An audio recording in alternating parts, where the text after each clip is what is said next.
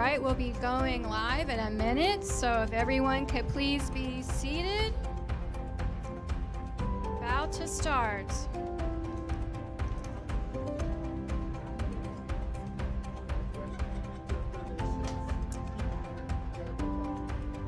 One minute and we'll be starting.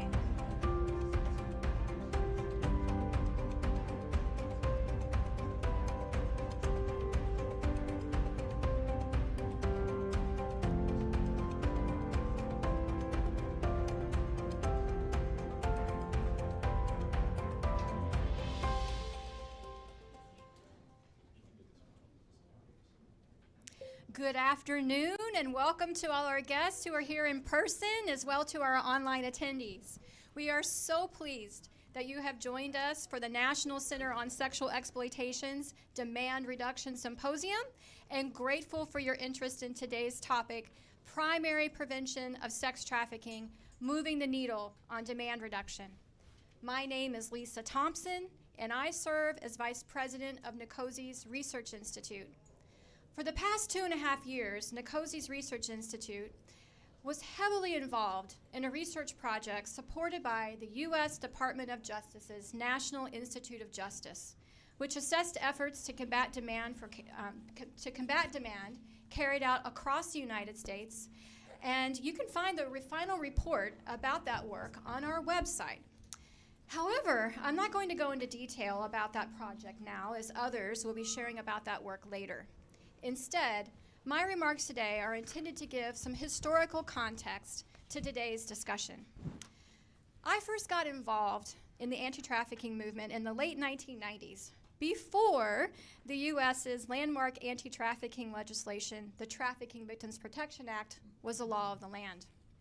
Back in those pre-TVPA days, when the anti-trafficking movement was just beginning, you could have an anti-trafficking event on the topic, and almost all the people actively working on the issue would be in the room.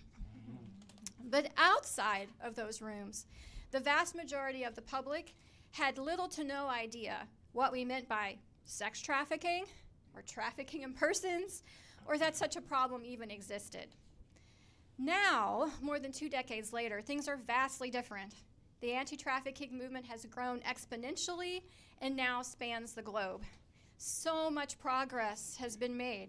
And unfortunately, time does not permit for me to enumerate all of our many achievements. However, a recent discussion I was a part of makes it clear that our cause is sadly far from over. At that meeting with a group of anti-trafficking leaders, we were sharing about our efforts to combat this problem and our concerns. And one of the concerns that emerged was the frustration with the lack of evidence of success in actually curbing sex trafficking. The concern about lack of success is an important one and one that I share. And why we haven't made more progress is a question we should all ask ourselves.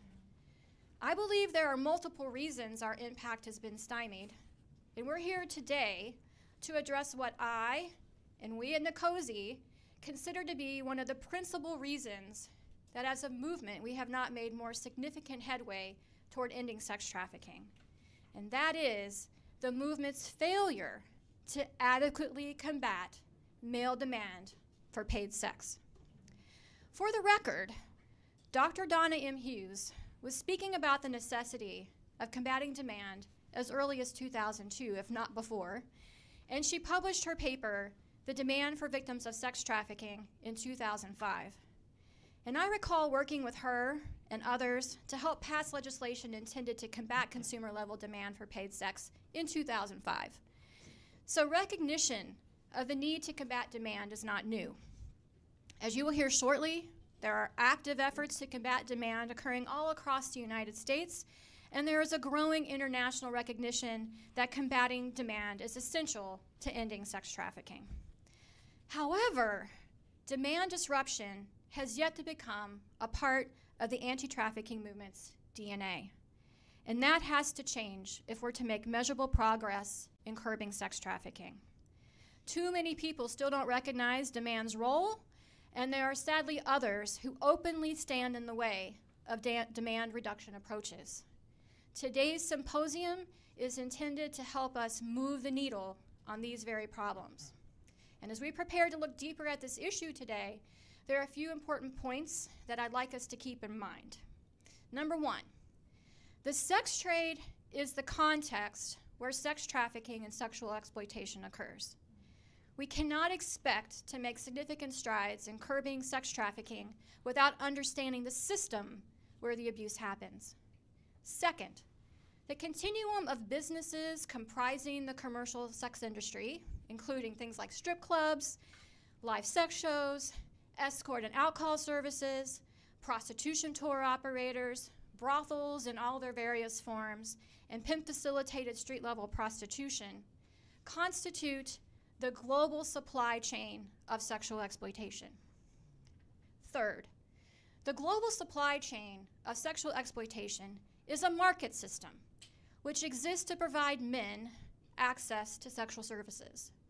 It is safe to say that the sex trade and sex trafficking is fueled overwhelmingly by men who engage in sex buying behavior. And if it were not for their business, there would be, if there were for no buyers, there would be no business.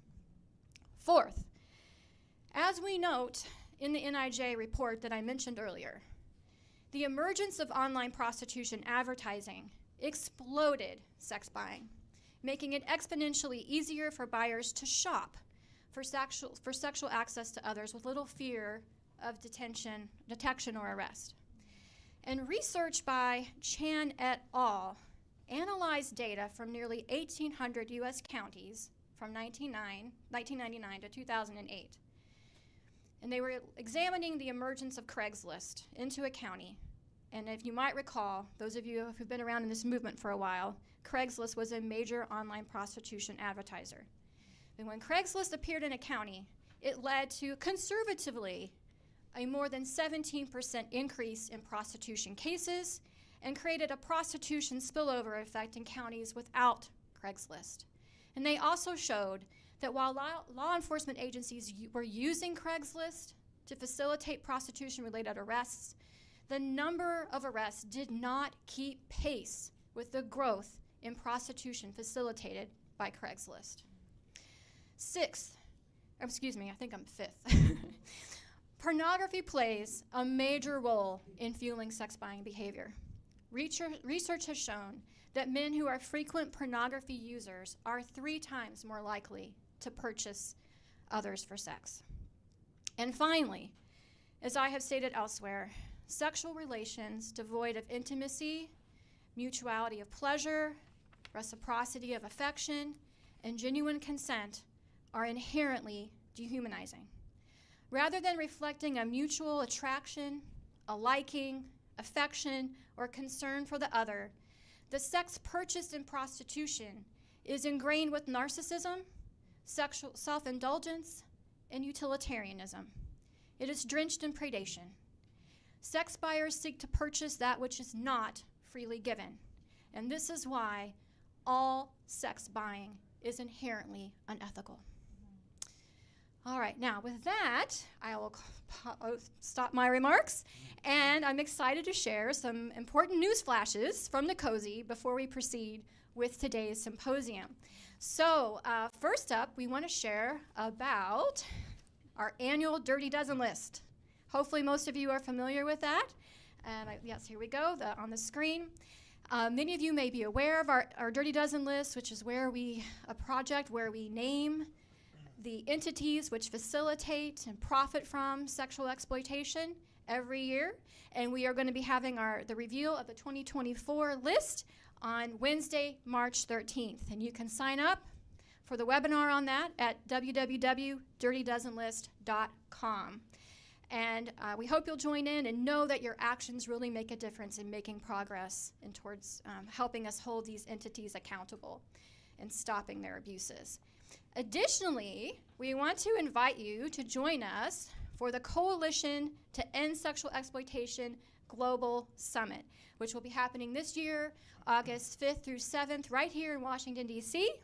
The theme this year is The Great Collision, or Emerging Tech, Sexual Exploitation, and the Ongoing Pursuit of Dignity.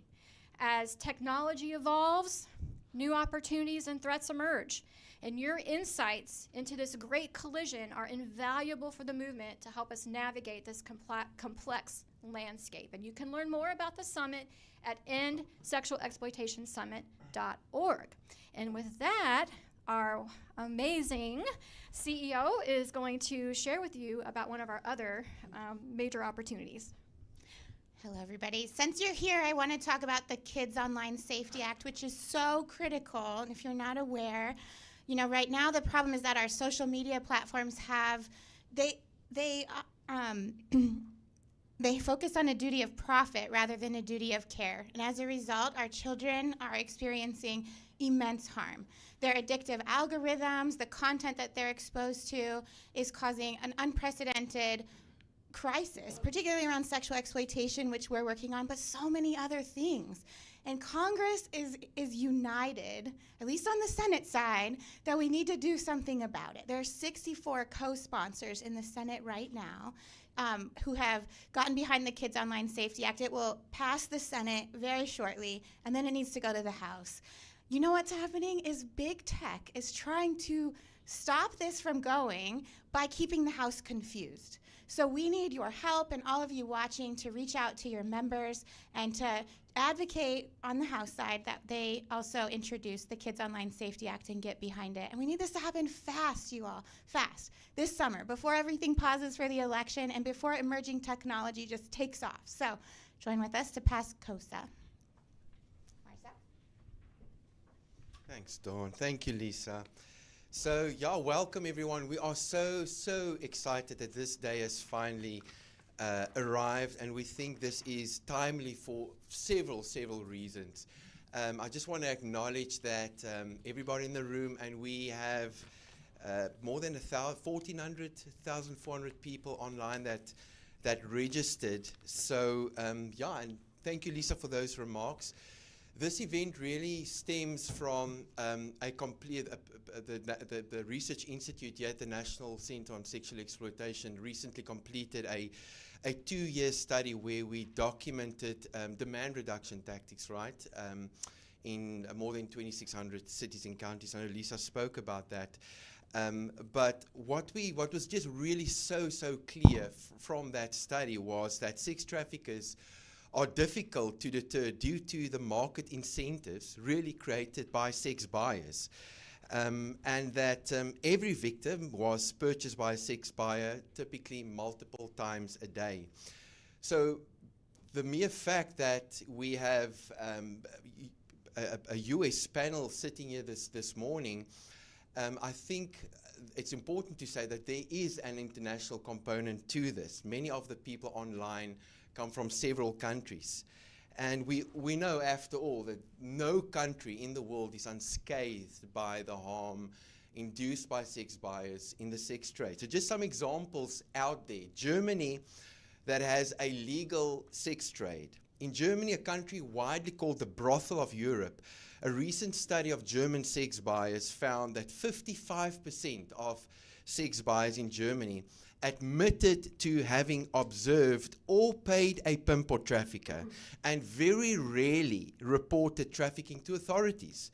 Despite acknowledging having witnessed sex trafficking, only 1% of 96 German sex buyers had reported the suspicion of sex trafficking to authorities. That's a legal example. A full decriminalized sex trade example is New Zealand. That has recently, for the 3rd year in a row, been downgraded to Tier 2. And what is unequivocally referenced in the report, the 2021 and the 2022 report, was that the police in New Zealand, there are legal limitations on their ability to proactively screen and identify victims of trafficking in the sex trade. And experts in New Zealand are also unequivocal that sex trafficking among women and children are overwhelmingly undercounted and underreported. South Africa, an example of de facto decriminalization, where there are laws but no laws are being used to target and hold accountable sex buyers. A tragic example, I've worked there for close to 2 decades and recently completed a research study there. And one example that really encapsulates the situation in South Africa currently, is kind of summarized by one statement by a magistrate, John Montgomery, in a case State versus Martini that was prosecuted by a very good friend of mine, Zelda Swanepoel. And he said, people's lives are worth what the next person pays for. It's a dog-eat-dog's world. Another example from South Africa was a Lesotho national. It's a landlocked country in South Africa. 16-year-old girl that was trafficked on a live streaming online website. Sexual access was purchased to her by more than 6,000 sex buyers that spans the globe over a period of about 24 months. The website is hosted where? Right here in the United States. No accountability, and who knows what those 6,000 guys or purchasers are up to. The thing is, I believe a sleeping giant of common sense is busy waking up. There's a lot of things that's happened over the last 18 months, and we saw the United Nations Resolution 77 of 194 really reiterating the fact that governments need to do something about demand.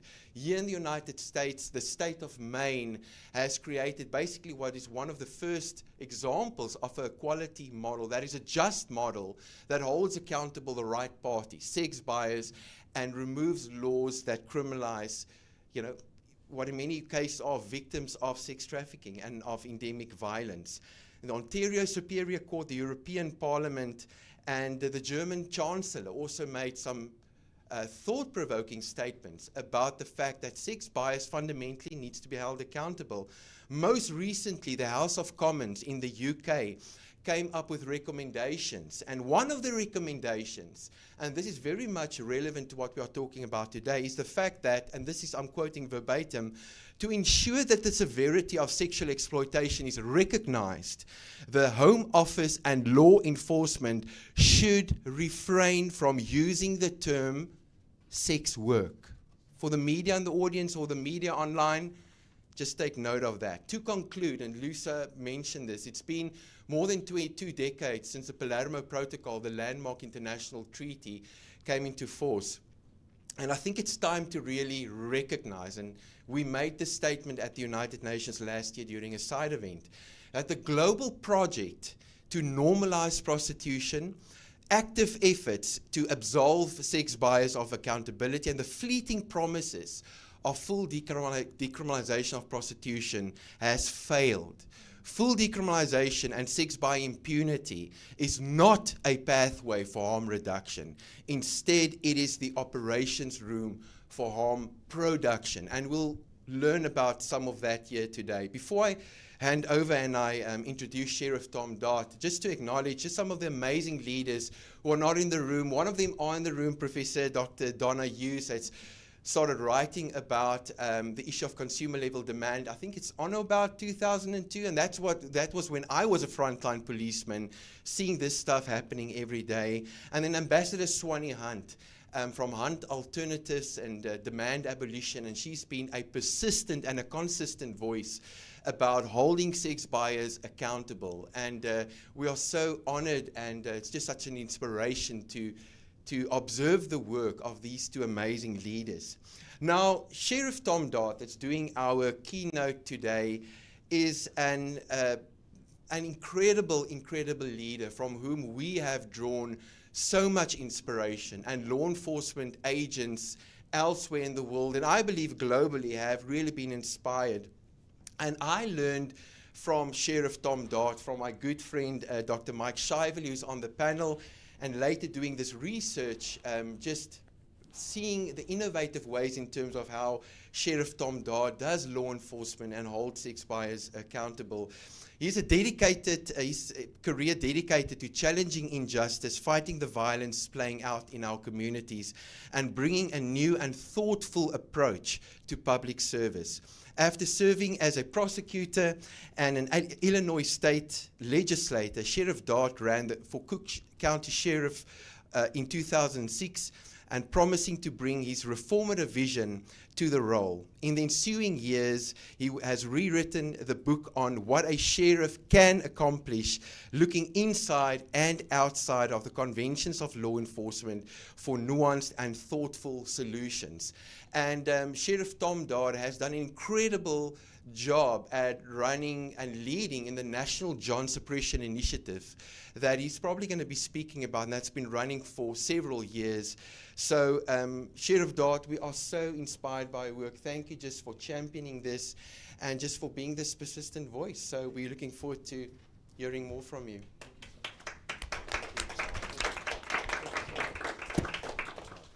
Marcel, that was so nice of you. I really appreciate it. And thank you so much for having me here today. I really appreciate it. The work that you collectively have done is absolutely stunning, never been more necessary. And particularly the times we're in now, I mean, these are really, really difficult times. I mean, people will often talk about, you know, World War II difficult times, Depression difficult times, a lot of difficult times, you know, the Civil War, all that. But these are very difficult times, and here being in Washington, I think it sort of exposes it maybe a little bit more. The home of dysfunction, can't find an issue we can put off long enough addressing, so we're right here. But I can't emphasize enough to you, there is hope, particularly as it applies to this issue. Boy, is there hope. The hope is there, and we can do it, but hope in and of itself is not a plan. It's not a plan. You have to have a plan that can be measured, a plan that can be duplicated to move the dial on any issue, but particularly here. And for us in our county, which is Cook County, Illinois, the big city in there is Chicago, we're the second largest county in the United States, we decided early on to put a plan together. And so our plan is something that could readily be duplicated anywhere else in the country, and you'd be very, very satisfied with the results. Why? Because we stopped doing the things that law enforcement traditionally did that had no chance of success, that never worked, never showed any data that it worked. Arresting people who are prostituting themselves, show me any data where it ever worked. It never worked. So we went about putting together a coherent plan. And the plan has basically 4 different elements to it. The first part of it is we go after demand. That's a no-brainer. If you're involved with law enforcement and you're not doing that, you're missing the obvious, easy one that you have to go at. And then after that, you got to work with the survivors. You have to treat the survivors. We do that as well. Then you have to go after the people who are proliferating this on the internet. And then you have to make arrests of the traffickers and the pimps. That has to be part of it. I have a little video I just wanted to play you really quick that sort of lays out some of our plan that we have implemented.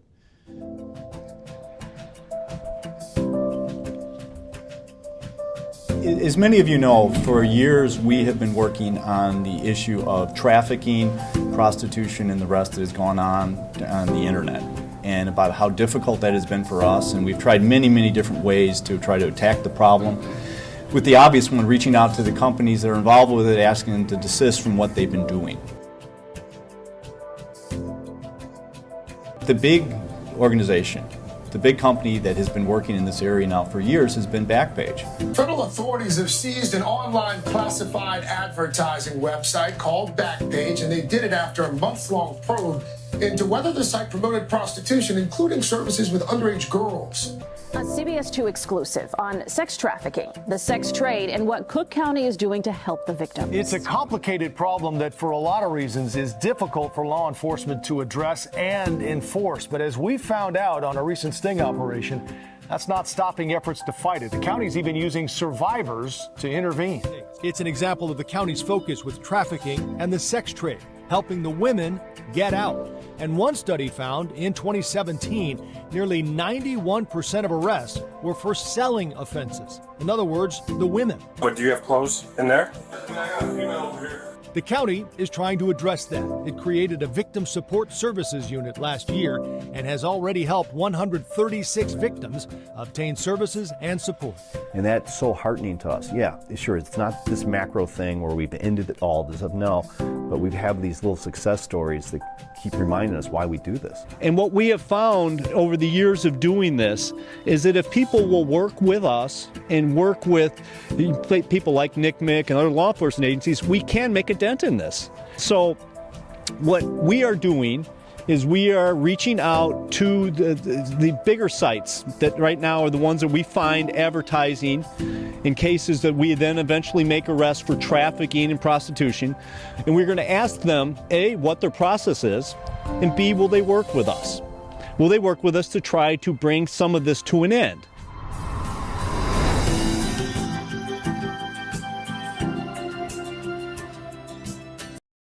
Overview of how we have approached this. The first component that I mentioned to you at the front end is you have to go at demand. That's not debatable. It's just not a point of debate. You have to do that.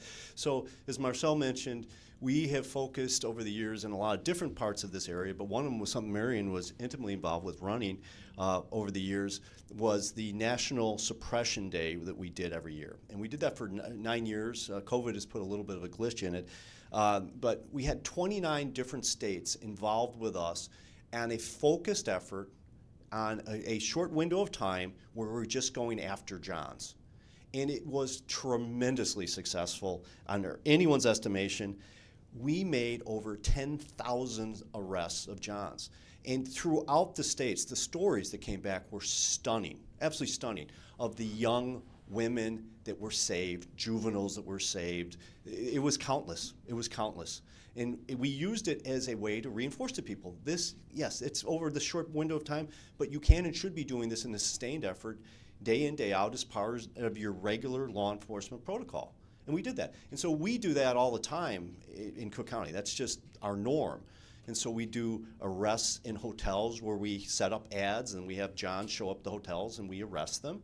We do it on the street as well. We put some of our officers on the street and we arrest them. We don't just arrest them and then say, okay, well, off to our next thing. No, we fine them $1,000. We tow their vehicles. We offer them either A, they can call their spouse to come get the car, or B, $750. We have yet to have a spouse show up. We then do interviews of them, find out what sites they're using, see what information we can get from them. And then in addition to that, and this truly is the most important component, we have them sit and talk to real survivors. We have them listen to their stories about their lives and what happened to them and how this is not victimless. And they sit there and they listen to that. We've done some of it by video, but now we do it live with real survivors sitting with them. And I have a video now that's a mixture of both some of the video that we have them watch, but some of it's also just some of the program itself. If we can play video number 2.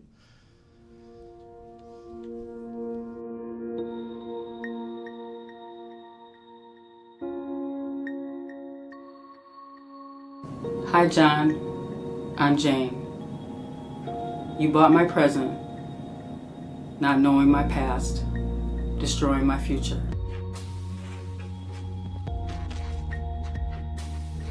But women in prostitution are more than just a body. They have something on the inside of them. They have souls, they have spirits, they have children. I want you to think of her a little bit more personal than just being a prostitute. And I want you to know that she's damaged. And what you're doing to her is damaging her more. As a recovery coach at Haymarket Center, the damage I've seen as a consequence of men buying sex is I have serviced many women that are severely traumatized by the sex trade in exchange for money, drugs, or other gifts or promises. Most women are truly damaged emotionally, physically, and pretty much spiritually as well. You've been arrested for trying to buy sex. Why is it that you should care other than the fact you now have a crime in your background? There's a million different reasons I can tell you, but I would suggest to you, particularly any of you that have any women in your family, in your life, I would suggest you all have, think about that for a second. Each one of these women that you think that you're meeting on these dates, these were someone's child. This was someone's daughter. And this is someone who has opportunities in life that should be there for them, but for the fact they're in this horrible state now. So this bizarre notion you may have that this is like a victimless crime, lose it. Please lose it. There's real victims here. And you don't know when you show up for your date whether or not this woman has had the most horrific life that has been foisted upon her, and you're adding it to it, or you can go beyond that. This could be part of a web of a child trafficking ring, a sex slave trafficking ring, and you're part of it. You're part of it. So this is not some innocuous thing. This is not a victimless crime. This is horrible things happening to young women, to older women, people who deserve so much better. So please, lose this notion that somehow this is just a choice you're making and this is a business arrangement. It's not. You're harming real people. And the money that we get and we collect from this, they go into a survivors fund, and all that funds all the different programs we do for survivors. And it's gotten to be a substantial fund because in the last 5 years, I think it is, we've made over 2,500 arrests of Johns. So we've arrested a lot, taken a lot of money, and it then goes into our treatment component, which is the second part of it. And the treatment component starts and stops with who's administering that. And that's survivors. We hire, they become county employees, some of the best employees we've ever had. They work for us, the survivors. And what they do is immeasurable. They come up with amazing ideas, but more importantly, they focus so much of their time working with other survivors.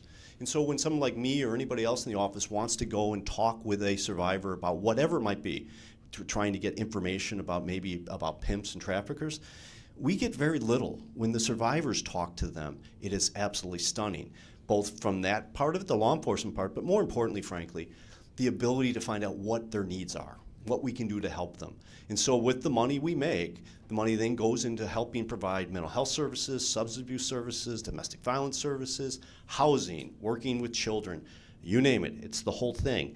But it's something that we have found to be so impactful. And then we take that same model and we take it to try to prevent this. How we go to child welfare group homes where we do presentations to the children and we do it to the people who administer those homes. How to identify traffickers, what to look for, how to look at a child differently who you might not notice at first but is the victim of trafficking.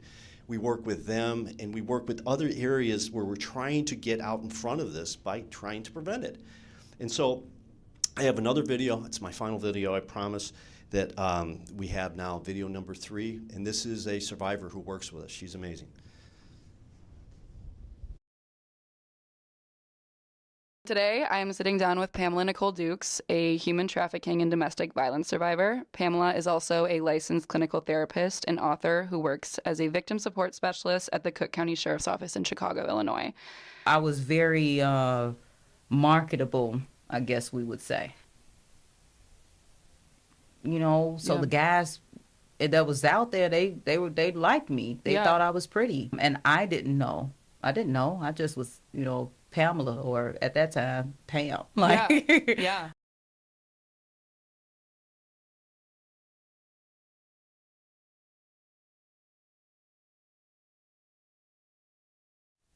Just like most people who are in abusive relationships, you leave one to go to another. And with these girls, I didn't even know I was leaving an abusive relationship to go to another.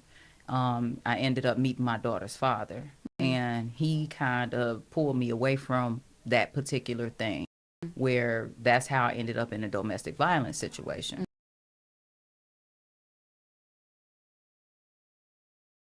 I was like, yeah, I don't want to work for the police at all. But when I came in and they were talking to me, and I was just, the whole time, I'm like, yeah, I don't know if I don't want to do this. I don't want to do this.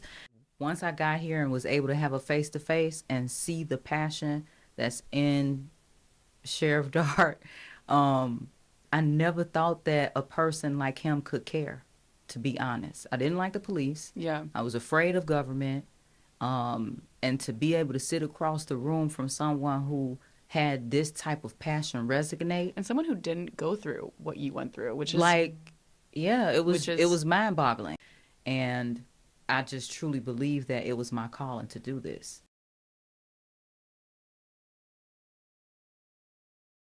When we come in contact with people who are victims, we don't say, hey, my story is blah, blah, blah, because it's not about me. Yeah. We more so are on the lines of like, you know, I can kind of somewhat relate to what you've gone through and what you're going through. Mm-hmm. And while you're going through it, you can count me as a resource to stand beside you.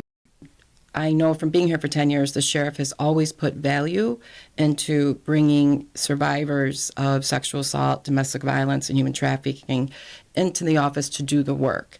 Is there anything to close that you would want current victims, really anybody, to know about this?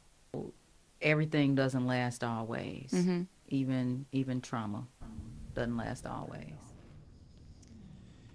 And so, I mean, as I said, I have had the privilege of working with some amazing women who have done amazing things in our office in this area, and I just can't say enough about what they've done to help us. It's incredible. But the other prong, I have two more, but the other one that had to be addressed was the proliferation of sex services that are being done exponentially now on the internet. Forever it was a street-related activity. In about 2008, we saw what other people saw, that it had moved to the internet. So I naively started engaging with, you know, Craigslist Backpage, saying, I'm sure you can't conceivably know what's going on your site. So maybe we should change how we operate. It became abundantly clear that that was not going to work. I ended up suing them, suing Craigslist, and shortly thereafter they got out of the business. I then ended up in a lawsuit with Backpage, which was interesting only in that I sued them and they sued me as well because of a First Amendment related issues. When we were I was talking to credit card companies about who they were doing business with, and so they changed their business model, and because of them changing their business model, they were shortly indicted and shut down, and people, I think one case is still going on, other ones are in prison as a result of that. We knew when we did that, though, that this was not going to go away, that other sites were going to develop. They're all exponentially smaller than Backpage, nonetheless difficult as well. We've been attempting to work with some of them to see if they are in fact sincere in trying to deal with this issue. But we're also talking to them about what, you know, things we might do if they in turn out to be not someone who's sincere to work with us. I have a slide of one of the many sites, but one of the ones in particular that we have been talking with recently. As I say, we are working to see where they're going to go with this, and we have a finite period of time, and then we will start looking at other options. The one point I just cannot emphasize enough to you is that this is so much more insidious than you think it is. What do I mean by that?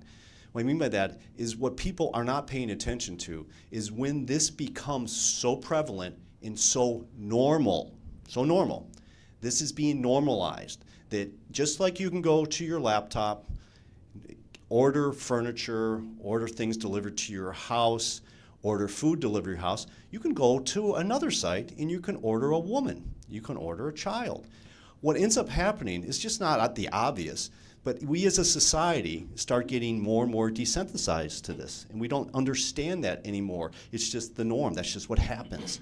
And so that is the part for us that is we collectively have to have front and center in our mind, that we can never allow this to become normalized. And it will creep that way as long as there's organizations that continue to perpetuate these insane myths about legalization and all the rest of the stuff. We can't have that. We need to have people who are being very thoughtful and understanding this thing that is called the real world. And so we will continue to work in that area, but the final part of this is sort of the obvious one, and I put it at the end because from a law enforcement standpoint, it's the one that we're supposed to be doing anyways, is you make arrests. And so you arrest traffickers, you arrest pimps, you continue to do that. You do not arrest the victims you get services to. The other folks, though, you know you do. And just this past October, in the course of just 7 days, we made 4 separate arrests of different operations to just show you the expanse of this, that it is just something that I could pick a week, a month, whatever it is, and the rest are just overwhelming, just overwhelming. We were getting charges for involuntary servitude, promoting prostitution, operating brothels, armed violence, all of it wrapped up in just 1 week was those charges against 4 separate operations. So we feel very strongly about what it is that we've been doing.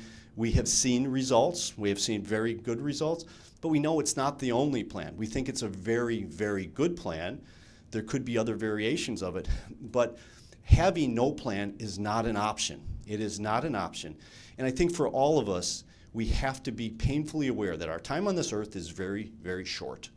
And there needs to be this tremendous sense of urgency and not backing down to people who will come up with proposals that clearly are detached from reality. Detached from reality.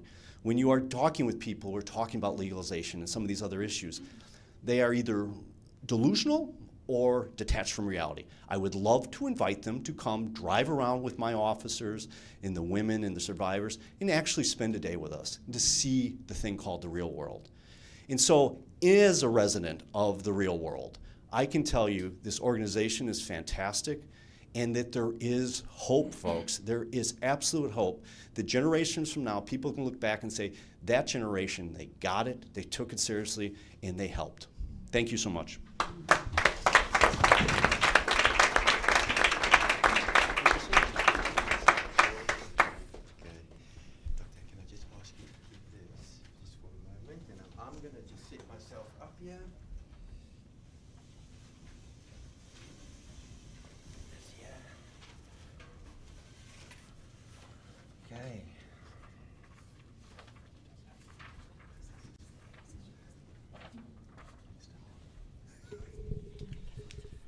Great. So thank you very much, Sheriff Dart. So what we're going to be doing now is we're going to be going into really our amazing panelists, just giving us each one of them a positioning statement. I'm not going to be the one that's going to be reading out the bio. I think it's far more noteworthy to hear themselves speak about what they've done and why this is so important to hear what they have to say. I'm going to hand it over to you, Mike. Go first. Dr. Mike Shively. So this is a first for me, reading. I usually just talk directly to people, and I usually take way too much time. So they've told me I really, really need to read this time. So my name is Michael Shively, and for more than 30 years, I've been devoted to conducting and applying research on the causes of crime and the effectiveness of criminal justice policy and practice across a lot of different crime types. In positions at Northeastern University, in a private research firm, and a time here at NCOSE, most of the work has been on sex trafficking.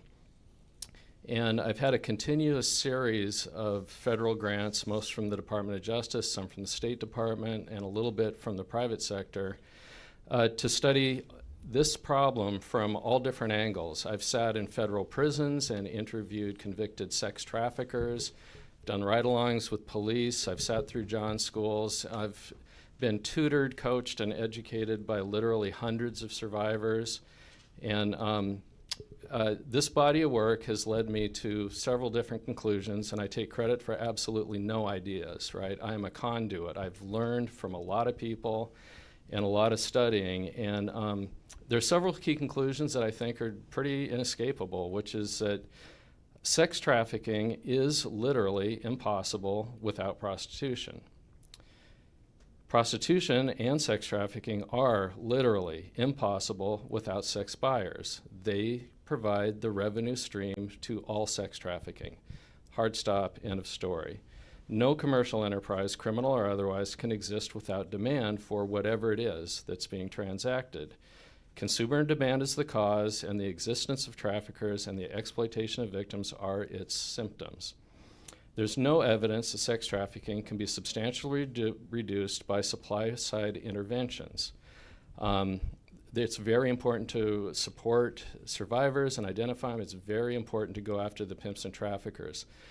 But they are reactive, and they are symptom management. They do not stop this. There's no evidence that they actually bring this to a halt or even reduce it.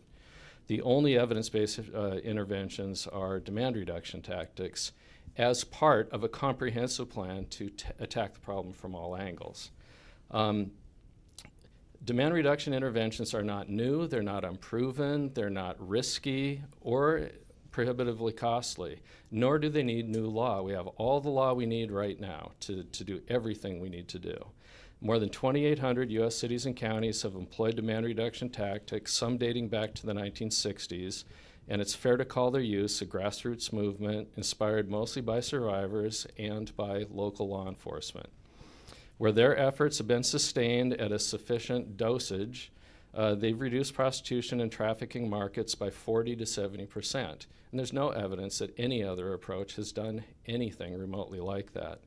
So I look forward to discussing how we can, at a minimum, help clear some barriers to more demand reduction activity taking place, and ideally to convince federal entities and nonprofits to actually pony up and help us get the work done. Thank you, Dr. Shively. Reverend Dr. Marian Hatcher, retired policy analyst, Cook County Sheriff's Office. Thank you, Dr. Hatcher. Over to you for your positioning statement. Hello, everyone.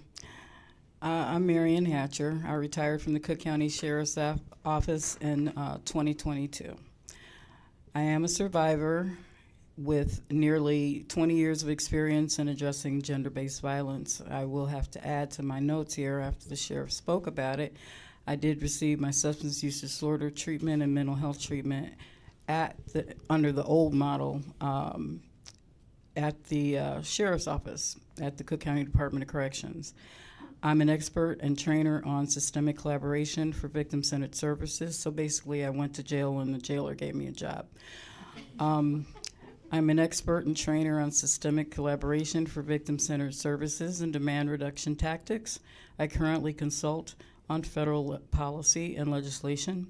I was a lead author on the Exited Prostitution Survivor Policy Platform, published on Dignity, a journal of analysis of exploitation and violence at the university for the University of Rhode Island.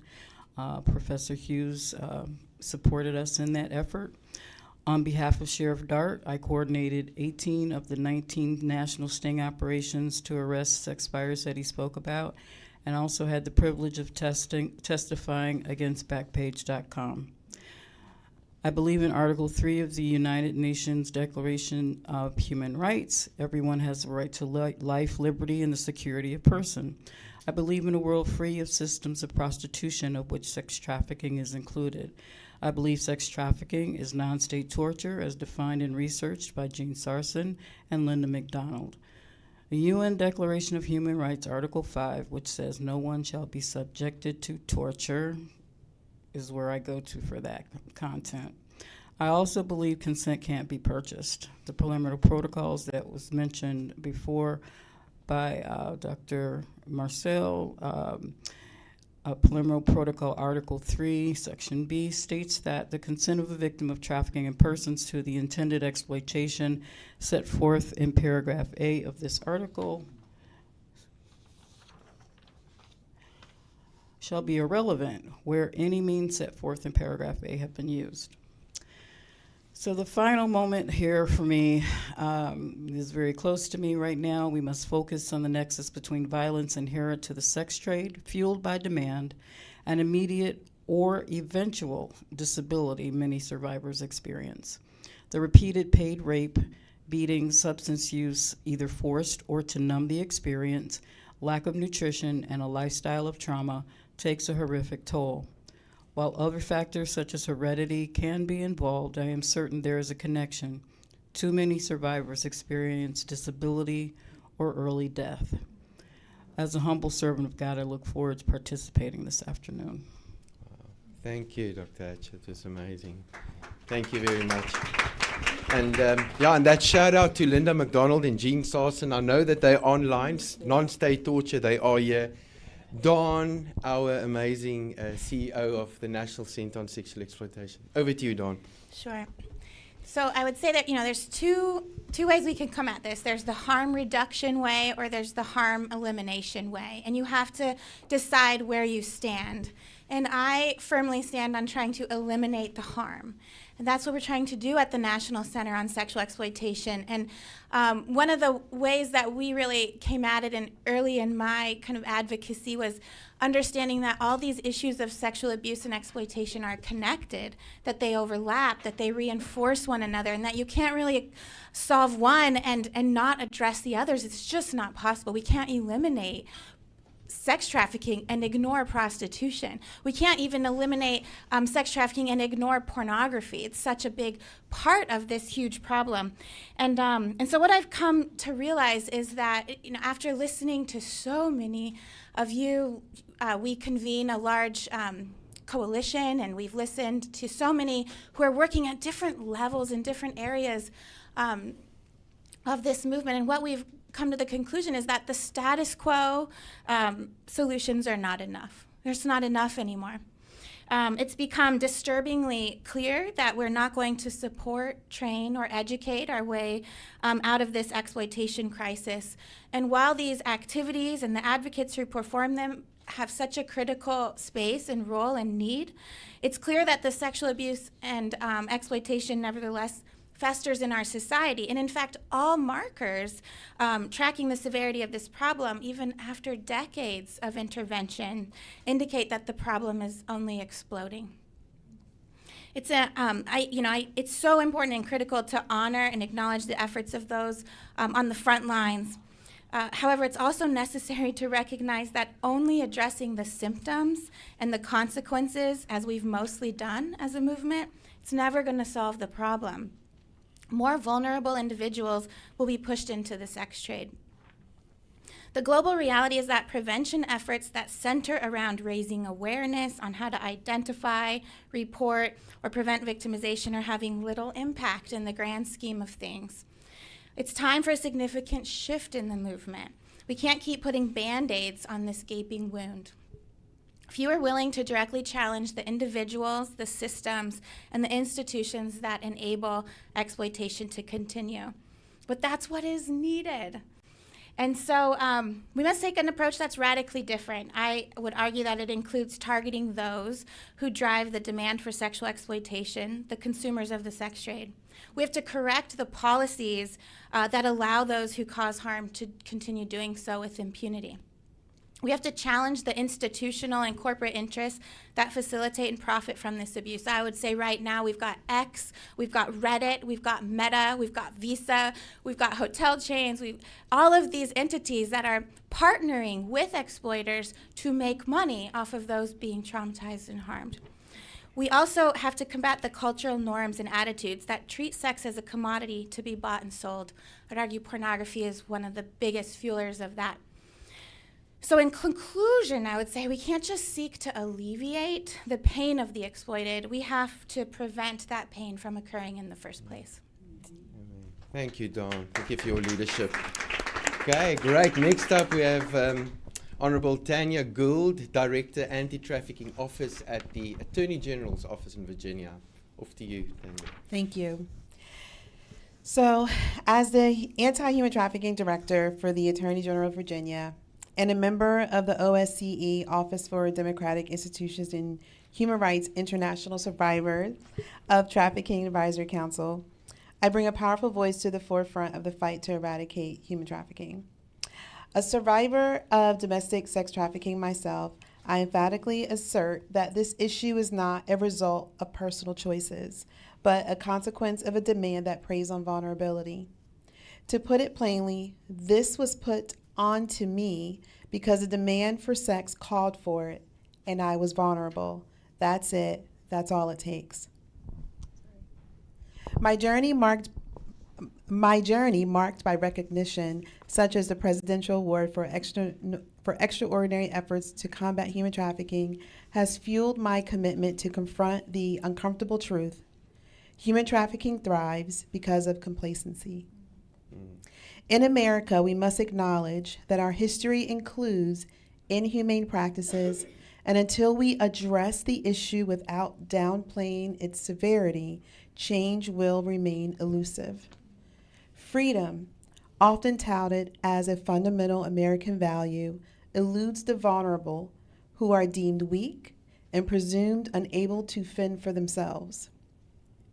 I, like many others, experience vulnerability, providing traffickers the opportunity to exploit and perpetuate an insatiable demand. The message of freedom must extend to the vulnerable, and it begins by acknowledging that periods of vulnerability are universal. Traffickers capitalize on this knowledge, positioning themselves as top predators, patiently waiting to fulfill the never-ending demand. While trauma-informed and person-centered care for victims and survivors is crucial, true justice lies in addressing the demand. As a survivor who has assumed leadership roles, I emphasize the urgency of targeting the forces that drive human trafficking in our land of freedom.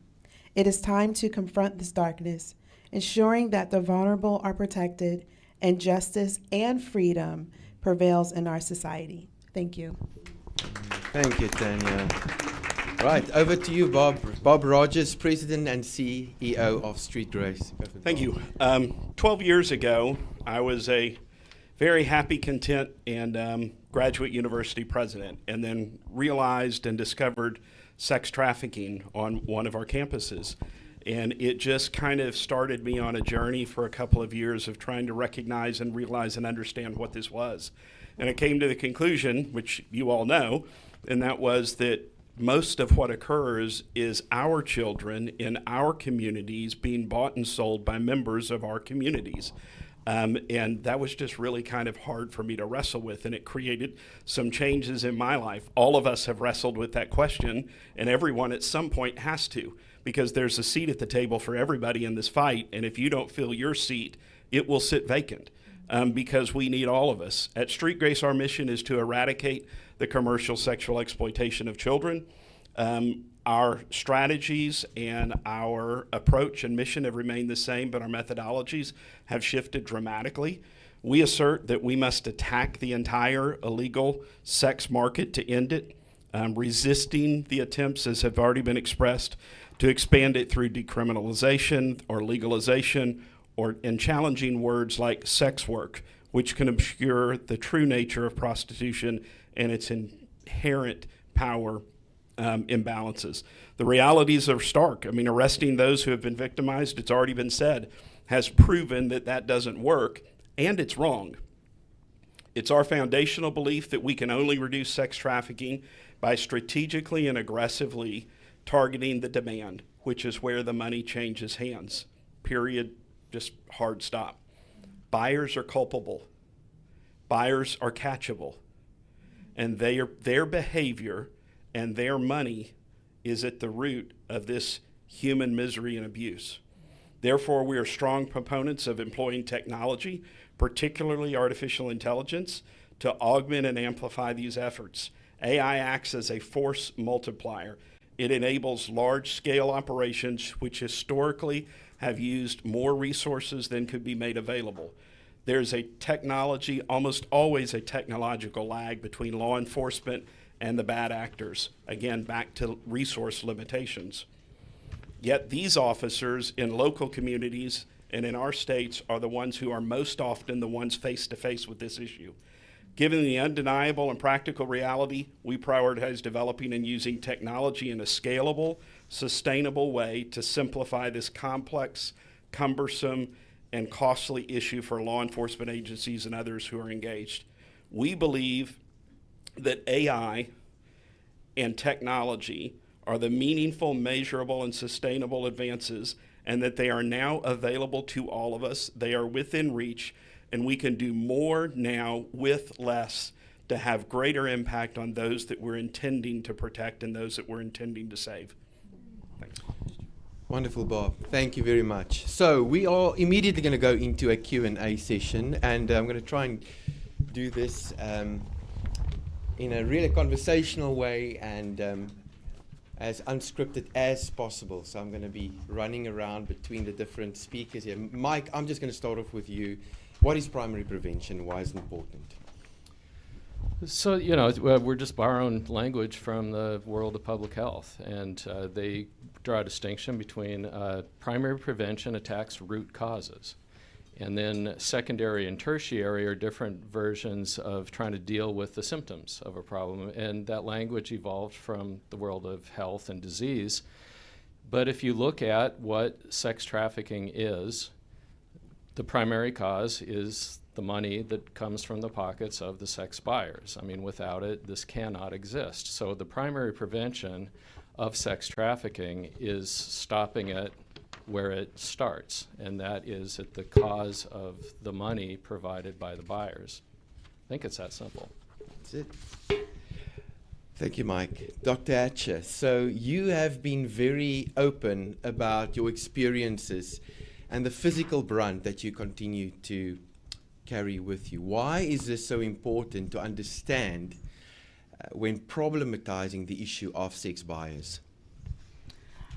Well, as I said in my remarks, you know, obviously heredity, environment, you know, there can be other reasons why a person has illness or disease or whatever, but just going to read you real quick my life.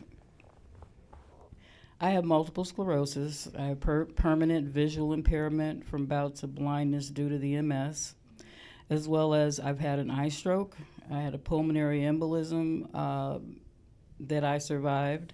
I live with focal seizures and debilitating migraines and spasticity. In addition to cognitive decline. Now, I'm having a good day today. I think it's because I saw the sheriff. I'm really doing good. But there are days that I'm not so together. I stuffed down my PTSD during my tenure at the sheriff's office, and surprise, surprise, when I retired, all of a sudden, I mean, I was triggered a few times, but I had support around me for people, you know, that I work with, and so, but I'm sure that something on this list has to do with the demand for my body, the demand for the constant access to degrade and take from a human being their dignity and respect. Thank you, Dr. Hatcher. And thank you for just your indelible voice over so many years in helping us, you know, trying to help us understand that. So thank you for that. Tanya, I actually want to go to you next. You are quoted as saying that trafficking happens to every color, every gender, every age, to people with disabilities and mental health issues. The reason is because the demand of sex is high. Can you elaborate on that, please? Yeah. So traffickers don't discriminate, right? And so that's how high the demand for sex is. I know you've all heard the saying, and I don't mean to get on a soapbox, and I'm sure you'll stop me. But I just heard Dr. Hatcher, and I'm like, oh my goodness, yes. So to think about when I have conversations with people and someone says, you know, the oldest profession is prostitution, and I say, excuse me, the oldest profession is farming. And to, right. Because I'm thinking of a need. They, and I'm sorry if you've said that. I mean, I'm anyway. But they're thinking of the desire. And too many times we put them together, you know, and we don't know how to separate our needs from our desires. So our basic need was to farm. And then there came a desire for something else that we created to be a need.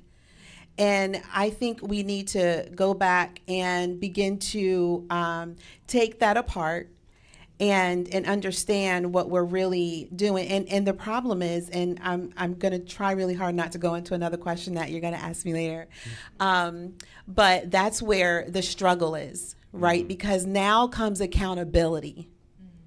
And that's generational. That is not just today. When we begin to separate our needs from desires, that goes back as far as old as farming and prostitution, right? And I hope I answered your question. I'm sure there's more. I'm just trying to wait for other questions. Thank you, Tanya. Thank you. Don, I want to go. Go for it, Dr. Hatcher. You said we could just like do Yeah, this. absolutely. I completely forgot. I'm a cancer survivor 10 years as well. Breast cancer. Wow. The list is long. Thank you, Dr. Hatcher. Don, just to follow up on Tanya's comment, and is mass scale prevention really prevention if sex buyer deterrence and accountability are not part of the response? No. I'm so emotional. I'm like, I just want to yell and scream. No, Because please do. what's Yeah. happening right now, everyone, is, our movement is, many leaders in this space are being tricked, honestly, to think that to prevent this problem, we have to address these vulnerabilities. But the reality, exactly like you just said, exactly like you all have said, these vulnerabilities are not what's causing the problem. It's the sex buyers. It's the demand for them. And so as we address these vulnerabilities, which we have to do that. We need people working in that area. But that can't be the only area. That can't be the solution we all put and say, that's what we're going to do. That's not going to do it. And I'm extremely frustrated and disappointed. And I know some are watching, and you're going to hear me say, the Department of Health and Human Services just released their report, A Public Health Approach to Preventing Human Trafficking. It is so extremely disappointing. And it's so telling about where our government is right now. They don't even have in this 80-plus page report a mention of demand or sex buyers. They're talking about the solutions to preventing human trafficking as really getting at the vulnerabilities. They're barely touching on the predation at all. What is going to change if we continue to operate in that way? I just want to comment too, a lot of us, we have to address the systemic issues like poverty and racism and inequality. But if we look at just poverty, for example, as the reason for prostitution and sex trafficking, we would have an equal number of men exploited in the prostitution marketplace. And we don't. So that is not going to solve the problem. Yeah. Tanya, go for it. And I did want to mention when we're talking about when we're talking about vulnerabilities, because we say that, right? We want to say, we want people to pay attention to what traffickers are paying attention to, right? So that's when we're talking about prevention. Okay, so yeah, let's look at vulnerabilities. But one of them that we know that's there is the vulnerability of disconnection. And so it's a very real thing in our world, and it just continues year after year to broaden, right? And keep us disconnected from each other, from, our daily lives. And it doesn't really matter to any of us until it happens to us, right? That's how disconnected we are. And so I just wanted to mention that as people start, thinking about, well, what can we do? Well, connect back to your neighbor, right? Connect back to your teenage kids, right? Connect to yourself, right? Such a great 4 years ago, spoke at an Interpol conference, and that was one of the themes, the globalization of indifference. Yes. And what we are seeing currently is kind of these emerging properties from a globalized state of indifference. Thank you, Tanya. Bob, there we go.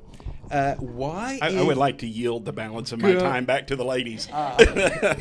Tell us more about, you've just been such an innovative leader in the space of using AI and technology to fight demand. Why is innovation in technology so important in addressing the online sexual exploitation marketplace? Oh, yeah. That's a simple question, and that's because we've been behind for far too long. I said it earlier, but AI and technology is the great equalizer. You think about it. It is within our reach, and it is highly possible and doable that in the hour and a half that we're here, what if while we're sitting here talking, there are 1,000 chatbots that are out there intercepting hundreds of thousands of texts, disrupting tens of thousands of transactions, and providing resources to people who want those. and scaring those that maybe need to be scared, but sending very clear messages. We can't intellectually honestly attack the demand without AI. I mean, this needs an innovative, it needs a collaborative, and it needs a strategic approach by all of us working together, and we can do that now. This AI thing crosses barriers and boundaries, and everybody recognizes the need for it. And so the faster we can get on board with it, the faster we can not just do something, but catch up and then create meaningful and sustainable change for dramatically less resources.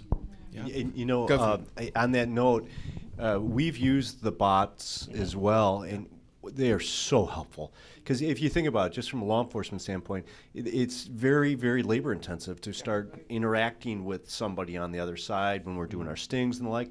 These bots knock these things off so quickly. And I love the way you phrase it too, Bob. Some of this is deterrence. Some of it is scaring people. It's got the whole range of things that we're doing to folks. And so what we'll do sometimes, and I'm sure other law enforcement agencies do as well, we'll use the bots, but then we'll jump in live with one of us. And those have been fascinating because when we get on live and we have the John on the phone then, you can feel through the phone the terror. Because they know we have your phone number, we know who you are, and now all of a sudden, literally, they are throwing everyone under the bus. Usually it's their son, and they're saying, well, this is my son's phone, and you all this other.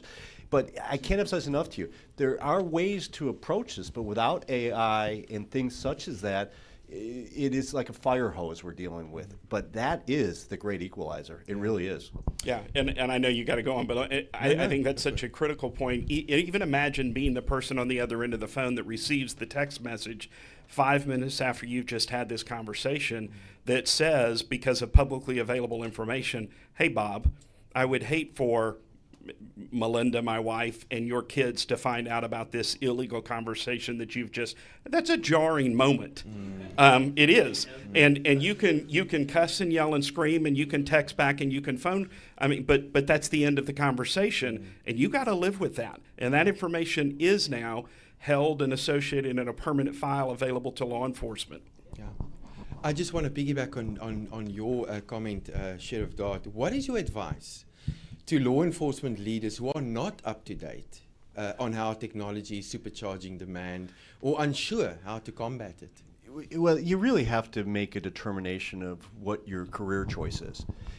So if you are in law enforcement, then you really need to be engaged with this, or you really shouldn't be involved with law enforcement. Find something else to do with your time. The reality of it is that the days when you could arrest your way out of any problem long ago didn't exist. People thought that it didn't exist then.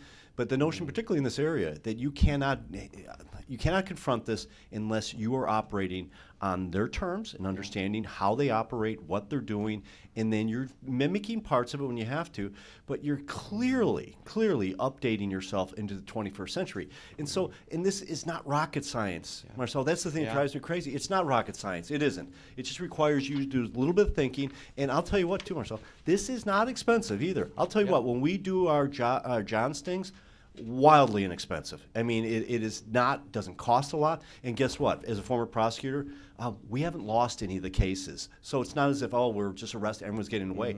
No, they all pay the fines, they all pay the tickets, they pay everything. There's no court, anything. So this is just, it's frustrating to me when people don't do these things that are so easy. So from a law enforcement standpoint, it really, you need to get into the 21st century. Yeah, wow.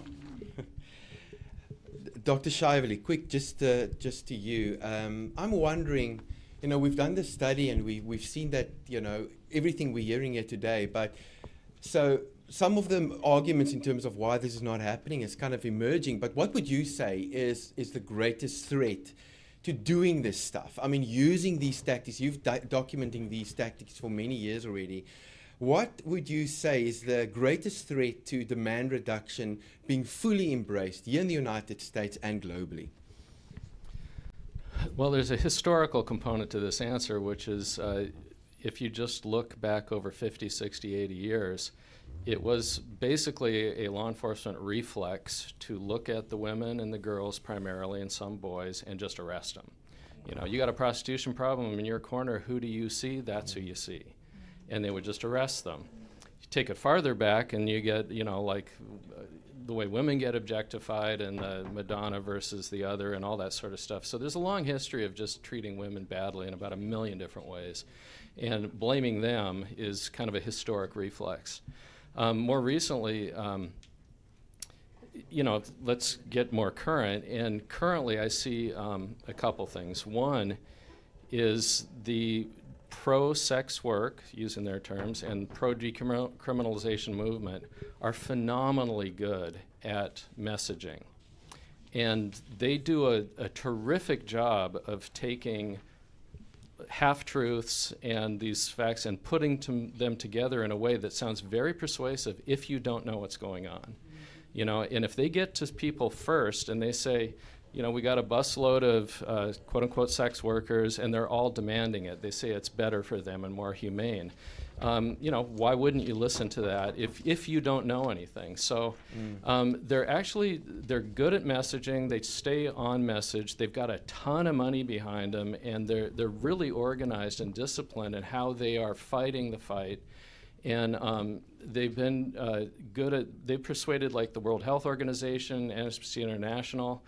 Now, if you look under the hood, which a guy like me tends to do because I'm a research freak, and if you look at what they're actually saying and the claims they make, they fall apart. I mean, it actually is not much truth underneath it. And so there's that messaging fight.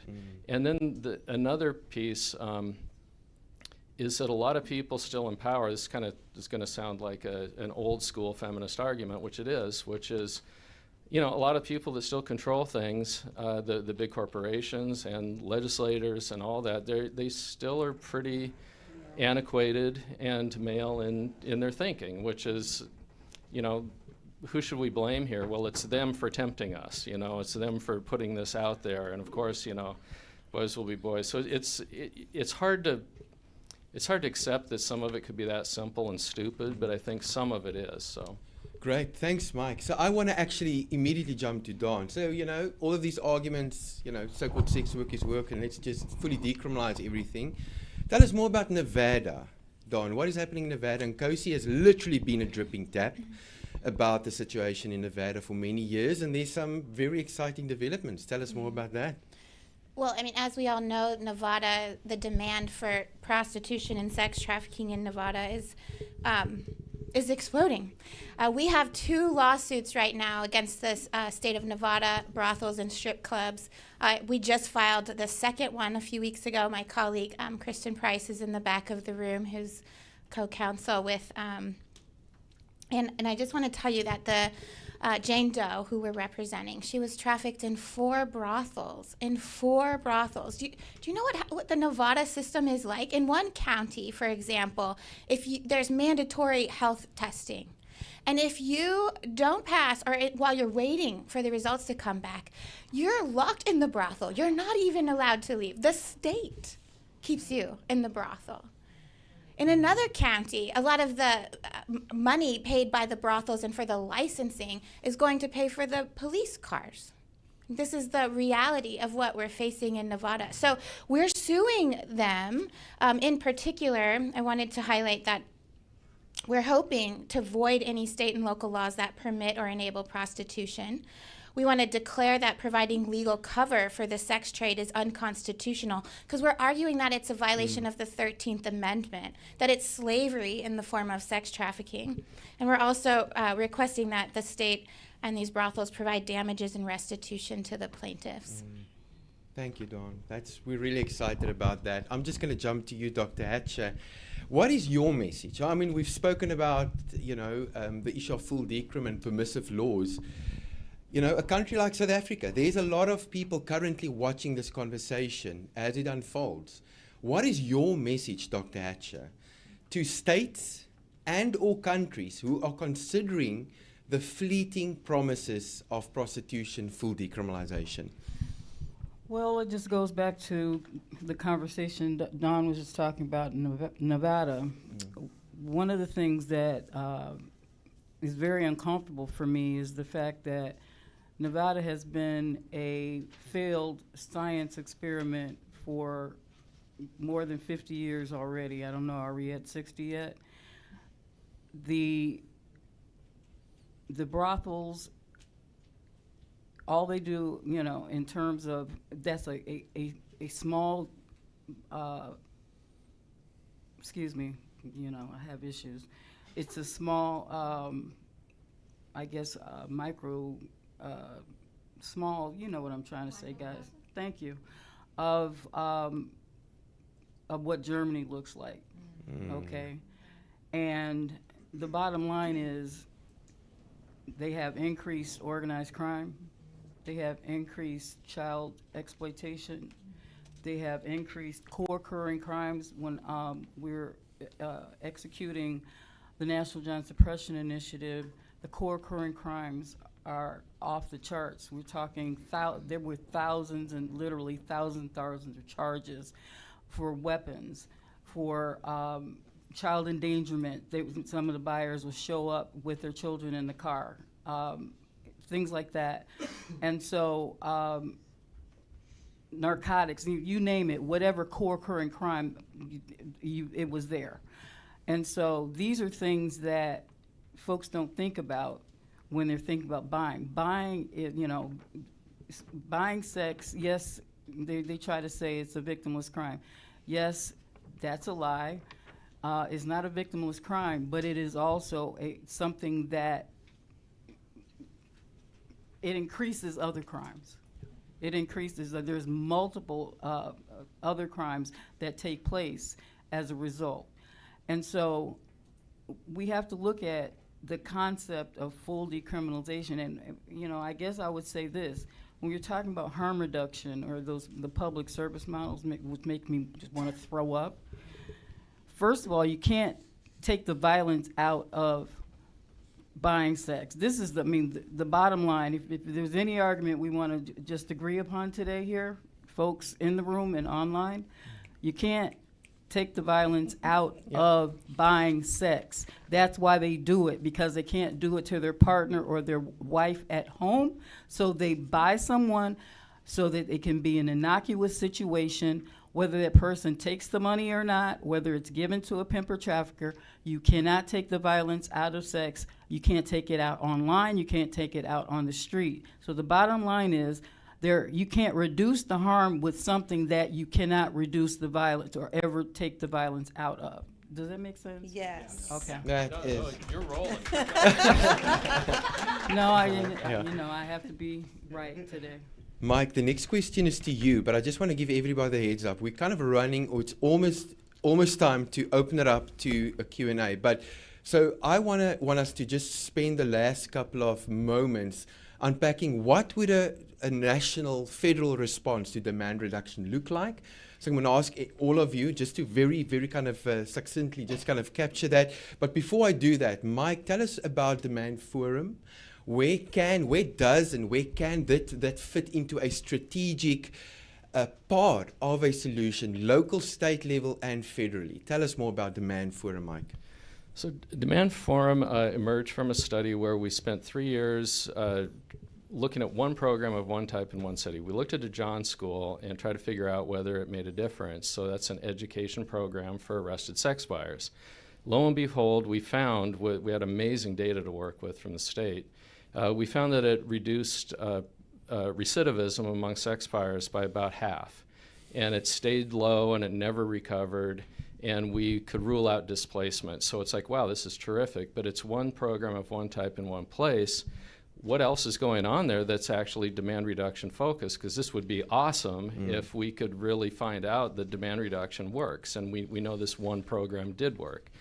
So we got a grant, spent a lot of time working on it, and what it is this. It's just a repository of qualitative information about every city or county in the U.S. that we know has done any one of 15 demand reduction types of tactics. So the idea started in 2008, and it's been going ever since. And now we're up to, by my count, we're at like 2,825 U.S. cities and countries that contain over 85% of the U.S. population have done demand reduction tactics of some kind, right? So what's on the website is you can find things either by location, you can either map them or list them, or say, show me everything in Utah or something.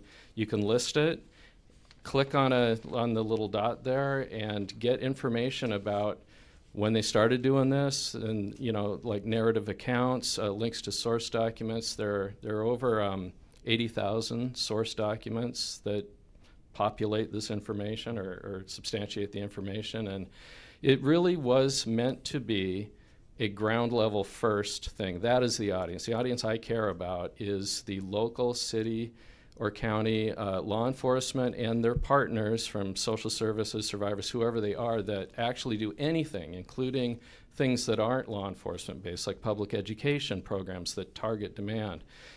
We want to put all that information there so people aren't reinventing wheels, and also so any police department that's thinking, well, I heard about this thing or someone suggested it, oh, that can't happen in Vermont. So it's like, no, it can, and here's exactly when and where and how many times it's happened in Vermont and all these other communities, and it's documented. So it's meant to be one-stop shopping to find out what is going on around the United States by location, and the other way you can get information is by tactics. So we summarize the 15 distinct tactics that have been used that include arrest and include tech-heavy sort of solutions. And then you can go back and forth. You can say, well, show me a map with all the John schools in the U.S., and then if you want to learn more about them, you click around and see what each individual one looked like. So, great. Just brief words on identity disclosure and employment loss. Employment loss is something that we are seeing really employed. Very briefly, what is that, Mike? Yeah, so a lot of the tactics, they're arrest-based. So you do a reverse sting, you throw a woman or someone on the street corner, and they get approached, you can arrest them. Then there's the internet version of it. You throw up an ad, the people show up at the hotel as arranged by the undercover, you can arrest them there. Those are arrest tactics. They're sort of one-off things, like you observe something and then you find out that's the situation, and if they arrest the buyers, we count that too. There are things that happen after arrest. They can be fined, they can be told they needed to go to a John School program, and other things like that. But another consequence, and we didn't start tracking this initially, and we were catching up the last few years, is employment loss. There are some places where it's by policy. The employers have a specific policy. If you get caught doing this, you lose your job. In Texas, where it's a felony offense now to buy sex, that could trigger just, you can't work here if you're a felon. So there's employment loss is one thing, and we've documented over 500 cities and counties where we know people have lost their jobs. A lot of them are teachers or cops, clergy, things like that.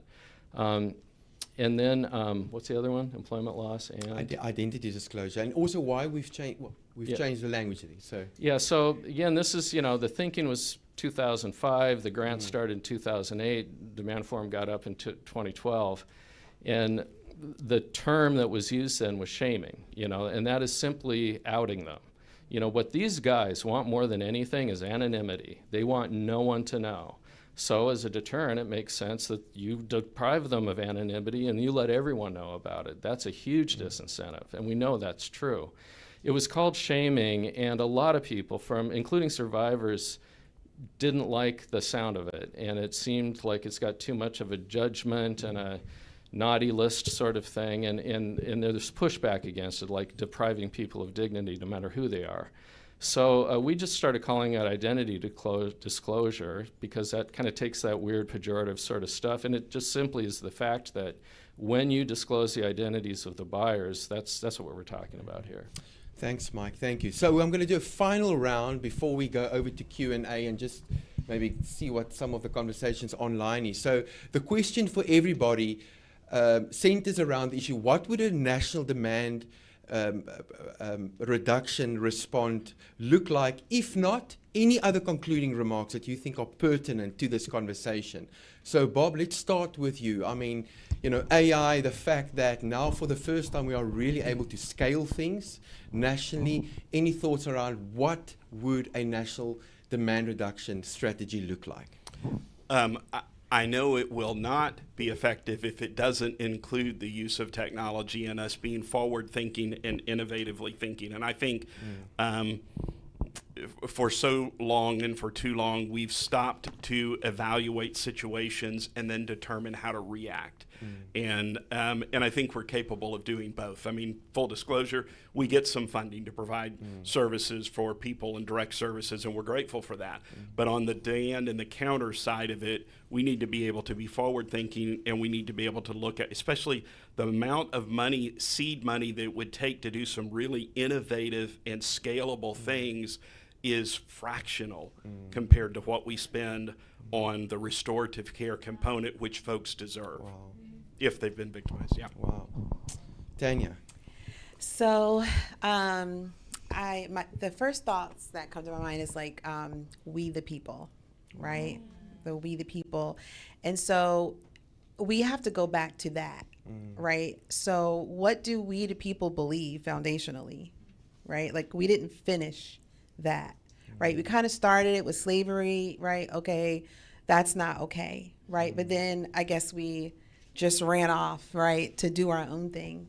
But coming back to we the people, you know, do we believe as a people that all of us as human beings, we have dignity, right? Then now we can build on, like, we can go somewhere. We're not going to run in this circle. We're going to hold each other accountable as to how we're treating each other as human beings.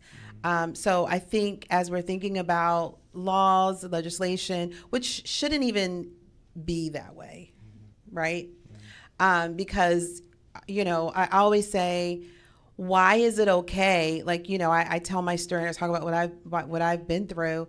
It wasn't okay for me, just like it's not okay for your kids, right? If it's not okay for your kids, it's not okay for me. It's not okay for that person down the street at Motel 6. It doesn't matter. That person has dignity too, right? And so if we can all get on the same page, we the people, and come back to some foundational stuff and build off of there, we actually will get somewhere. But we have to come back, you know. And you know, when I hear our stories, I hear Dr. Hatcher, and you know, this is what it feels like as a survivor, right? And I mentioned some of this in my talk, my positioning statement. You know, yes. So I feel like they came for me, right? They came for my integrity. They made me question my worth. This is my trafficker, my buyers, and just people in general. Like, you try to take my soul, right? And so that I couldn't amount to, and for what? You know, these needs and the desires that exist, right? So that people can do their thing. It makes me feel like as a survivor, you can't meet your own desire, or you can't meet your own needs. So you go to someone else who can do your dirty work. That's how it feels as a survivor, right? So yeah, you came and you tried to take that from me, but no, thank you. And not only should that happen to me because I have dignity and I'm a human being, shouldn't happen to any other human being. And that's just it.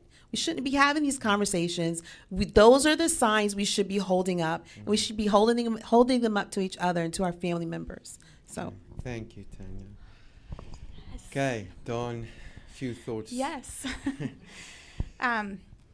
Well, we the people need to join together and unite for solutions. At the state level, we need policy changes. You know, in 2020. Texas made sex buying a felony. Last year, Montana did. Last week, it passed, I think, the House in Missouri. The state of Maine has passed essentially the first Nordic model law in the United States.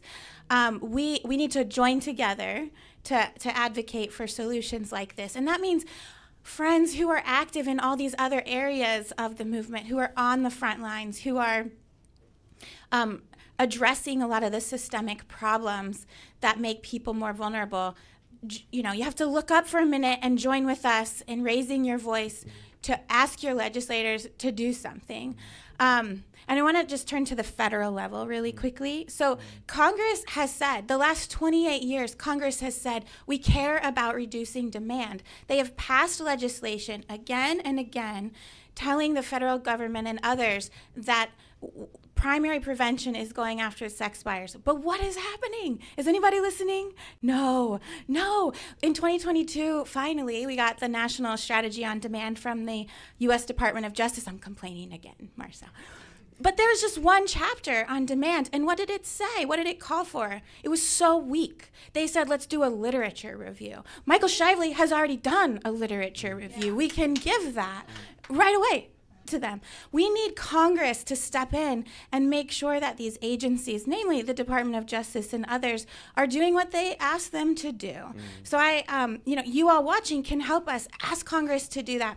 And just Congress also can help with a little tiny other problem, and that is that these big companies, these huge corporations who have partnered with sex traffickers and with sex buyers to sell and make money off of other people's bodies, they're doing so with impunity because of a stupid law on the books that gives them no consequences, no accountability. The Communications Decency Act, Section 230, must be reformed. That's part of a solution for so many of the problems that we're facing, including targeting demand. So there's so much more, but I'll stop. So much more, Dawn. Thank you. Dr. Hatcher, final thoughts? Well, first the federal legislation, then final thought. I have to say this.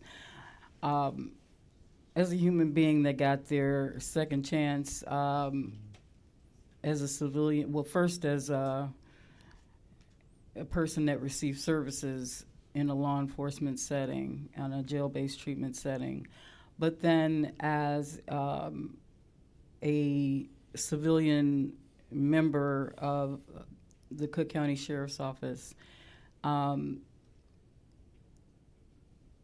if you just look at the statute, it's the status quo. But if it weren't for Sheriff Dart, and obviously I'm a fan, we get that. But the fact is, if it weren't for the fact that it was a matter of policy, he developed a human trafficking response team. He had myself and 2 other survivors work side by side with, starting in 2008, we started the training, and then as of February 2009, we started working side by side with Sheriff's Police. I was on call 24/7, they were on call 24/7, blah, blah, blah, blah, blah. Fast forward, coordinating the sting operations. That was all a matter of his policy that he enacted that had multiple units in his, it was Sheriff's Police, it was the Advocates, it was even more. I can't think like I used to, but the bottom line is there were, and then many partners that were just because of a policy change, all right? If we could, and he talked about it, the template is there. But guess what? That was a part of his operations budget. We got like small money from cease for a minute, and we actually stopped taking the money for demand abolition because we were already doing what we didn't need the money because this is what you were already doing as a matter of policy. So we didn't need the money because we were doing it on a national scale, bringing in partners in 29 states, 10,000 plus buyers, of which I could just die and go to heaven over that, obviously.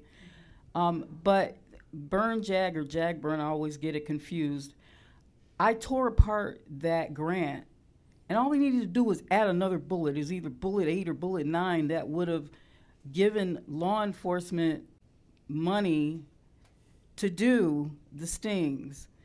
And AI, I had the privilege of bringing the operations, for Sheriff's Police, bring that to the sheriff. We, started with, partnering with the NYPD and doing some really cool stuff. And we started, doing AI and dealing with the chatbots. And we could arrest 300 people on the street, but there's 2,000 or 3,000 men having that conversation. There was no ceiling.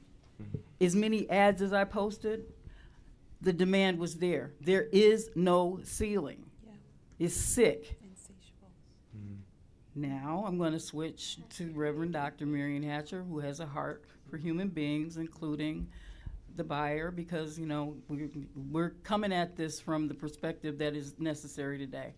But we're still talking about the buyer now, except for, you know, what's that percentage, Mike, of the ones that recidivate, the buying the most? What did we categorize them as? Thank you. Y'all help me. I told you got issues. Thank you, Lisa. High frequency buyer. Why are you looking at me like you don't know? High frequency buyer. I'm sorry. He's like my brother. High frequency buyers, except for that grew, and I have to go before the Lord about the high frequency buyers. But I will tell you that most men don't buy sex. Let's just keep it real. Okay? The majority of men in the United States do not buy sex. The majority of men in this world, unless it is something that is a part of, you know, some deviant, you know, thing, most men do not buy sex.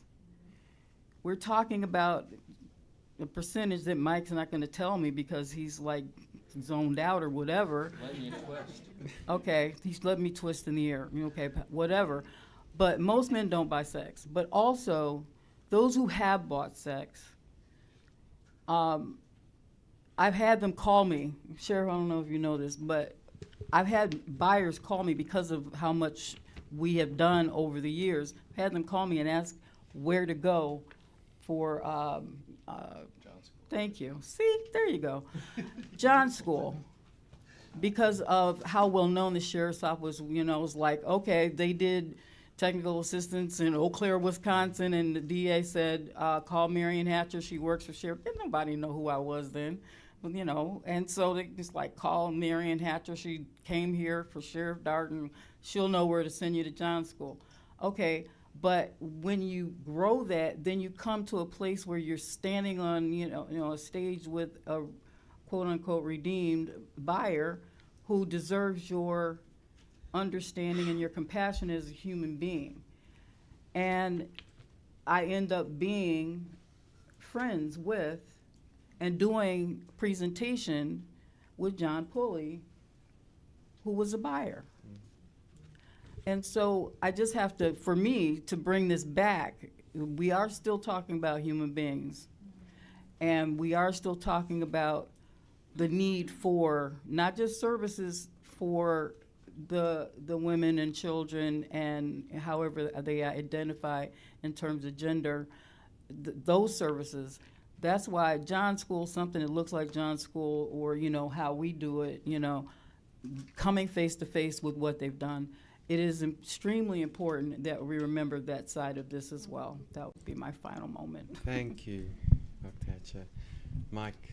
Where are you pointing at me when you say John School? Because you came to Cook County and started all this stuff. Okay, I'm sure I have less than no time. Yep, okay, so I wish I had time to tell you about all the conversations I've had with people in a lot of different federal agencies where they will agree about the need for this, and then they just go completely blank and like, I can't say anything, I can't talk. Like, I need to run from you. When you get to the point about why aren't you doing it? So there are so many good things already on the books. The 2005, 2008, 2011 TVPA have everything we need to really kick butt on demand reduction. Nothing is happening. So why? And you hit this wall. And my theory is that the federal government's caught in a bind. They have this massive piece of it is devoted to international issues and public health. Public health is far bigger at the federal level than criminal justice is. That side of the government has been persuaded by the decriminalization arguments. The criminal justice-y sides of the federal government understands how harmful it is, but there's a paralysis, I think, because of this tension, right? The way forward that I can see, other than just getting our act together and doing a good job of peddling the truth to help counteract the success in peddling a lie, other than just getting better at that, I think there is something we could focus on, which is the vast majority of all sex buyer arrests 20 years ago were adults buying an adult. And that's just prostitution, right? That's just that street level crime.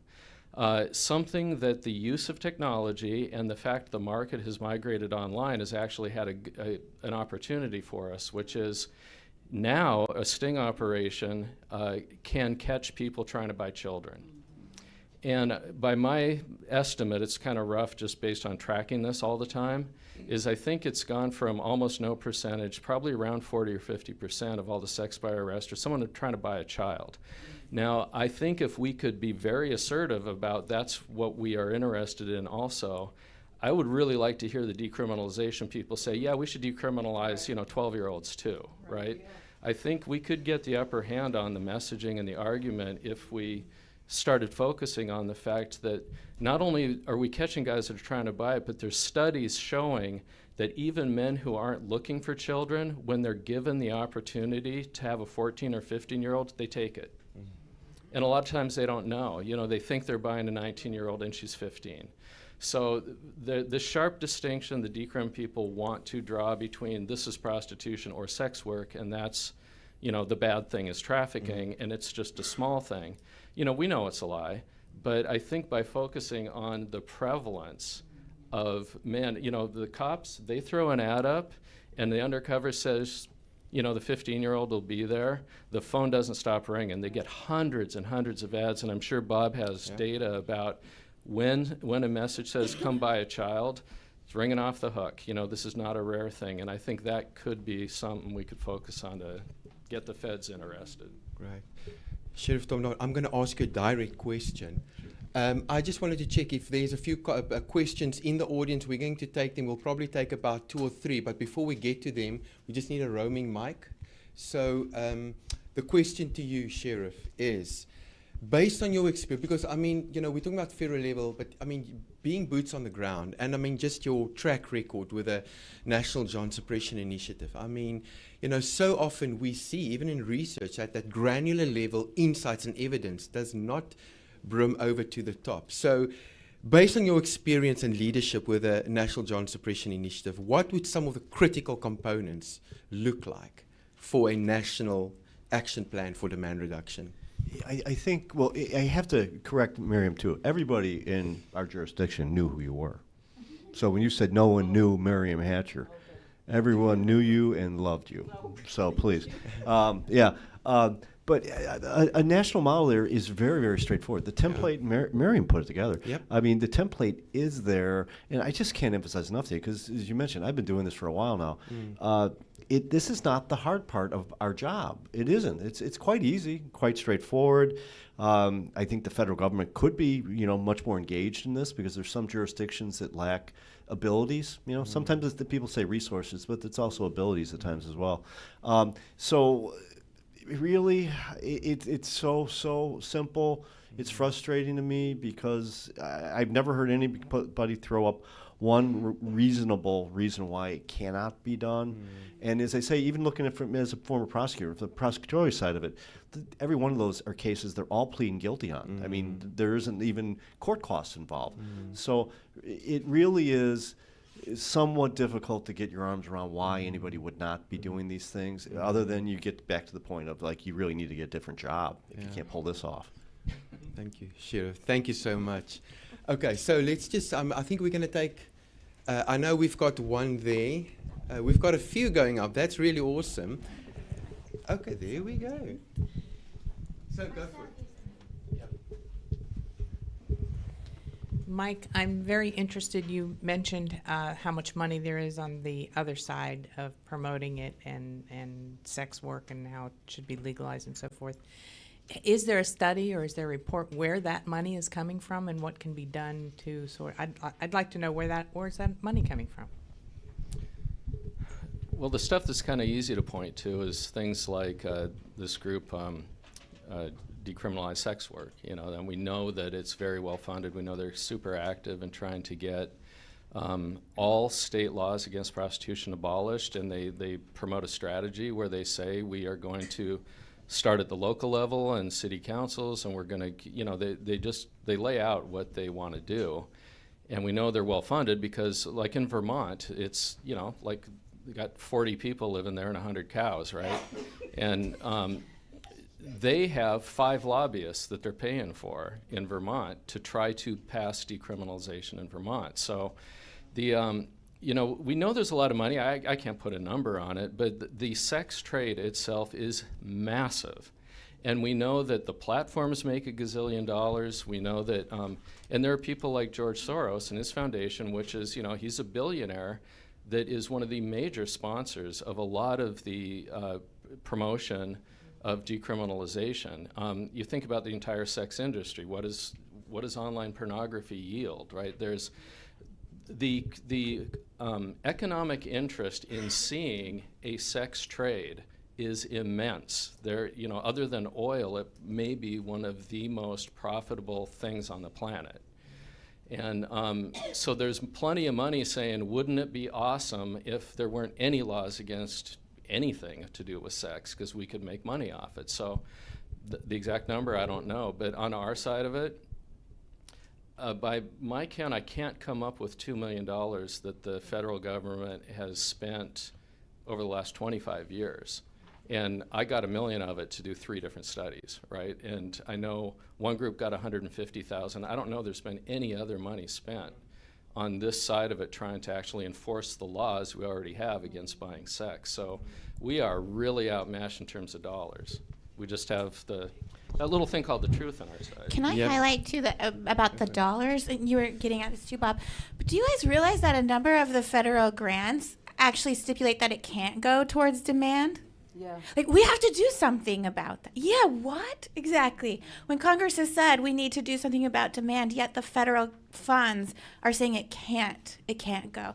That's in complete opposition to what our president and Congress has said their policy is. And most of the federal money that is being handed out is going to organizations that are harm reductionists or that are pro-prostitution, who are actively fighting for full decrim. Sorry, Marcia. Yeah. No, thank you, Don. Professor Donna Hughes is in the room, so there we go. Yes, I have a question for Bob Rogers. And at the beginning, you said that your organization works to eradicate sexual exploitation of children. What happens when they reach age 18? Most of the work and most of the programs that we have and are engaged with, and certainly the technology carries beyond that, but that's historically been our primary focus because most of the other folks, at least in our communities and the ones that we're in, we're already focused on the adults. Thanks, Bob. Okay, any other questions? Here we go.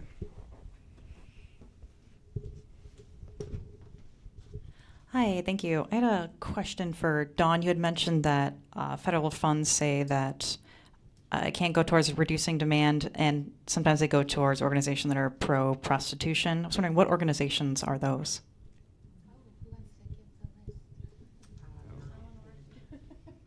Mike, you want to go for it?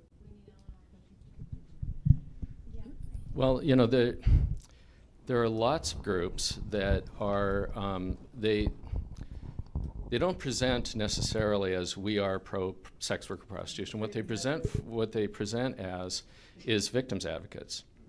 And so a lot of the groups that, there's one in Vermont. The reason I'm bringing up Vermont and teasing them is because I spent a lot of time last year up there on this issue. And you know, there's a group that says we are a sex work advocacy group.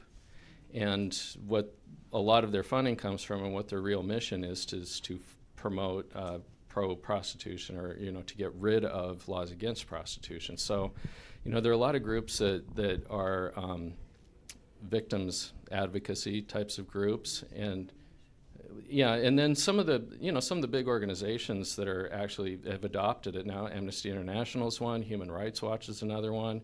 UNODC, the World Health Organization, you know, have all bought into this decriminalization argument. Now, I would love the chance to actually argue facts with them, but you know, it's hard to get that arranged. Can I just say, piggybacking off of that real quickly, the profound words by the Honorable Tanya over there. How much is a human soul worth? How do you put a price on human dignity and respect?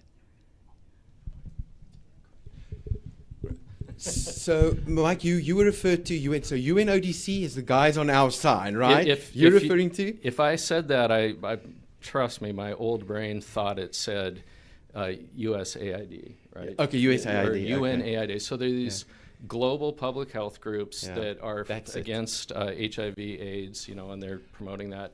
They are all in on the decriminalization as a means to improve public health. Now, they're wrong, but that's what they are. So I think I misspoke and said another organization that is actually on our side. And the banner, it's always harm reduction, right? And that's what we're saying. That's actually harm production if you put all of those elements together. Okay, any comments? Andrew, maybe you just want to throw up 1 or 2 or 3 questions on the screen. Is there any other final question from inside the room before we go to the online questions? Any questions inside? Go for it. Do you just mind coming a little bit forward? There we go. Just introduce yourself as well. That'll be great. Thank you. Hi, my name is Dario. Thank you guys for being here. I know you guys talked a lot about, oh my God, deterring and scaring and even shaming people. But we do know that harsher penalties doesn't necessarily deter people from committing crimes. I guess my question is, and might be a bigger picture question, how do we stop people from becoming sex traffickers, from becoming sex buyers, from demanding sex? Thank you, guys. Okay, thank you for that question. We've got somebody that was expecting your question. There we go. I'm going to let Dr. Well, okay. I'll go first. And then we'll have to Tanya. Definitely. So I've always said, working with so many people in this room, that the answer to that is for a real paradigm shift. Starts in the school, starts in the formative years. We have to teach our boys how to respect women. We have to teach our young girls.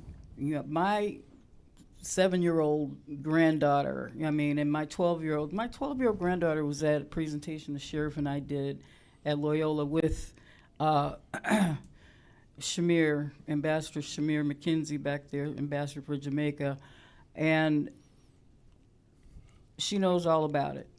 My 7-year-old granddaughter knows all about it. We teach them early. I have young grandson, 6-year-old and then a little bitty terror. He's 2, Lord help me. But anyway, it has to start in the schools. It has to be at home.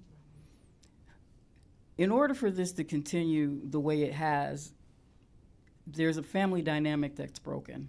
So we have to address that. But we also have to get this information early into the school system as a part of the curriculums. Many people with Frederick Douglass, was it Frederick Douglass Foundation? They might have changed it, Frederick Douglass Initiatives. I know they have it. But if we have this in the schools and we start young, down the road, nobody will be even, if we go to the Nordic model country, Sweden, if you take a survey of men in Sweden today, they're repulsed by the whole concept of trying to buy a woman at this point because of the changes that were enacted many, many years ago. Hopefully that made sense. Yeah. No, Tanya, go for it. Yeah. Thank you, Dr. No, this is great. And so everything. I do want to add now, I think, a lot of times you look at like the government to, make everything great, right? But I am a firm believer in local governing, right? Even as far as your own home, right? You govern your own home, you govern yourself, and then it goes out from there.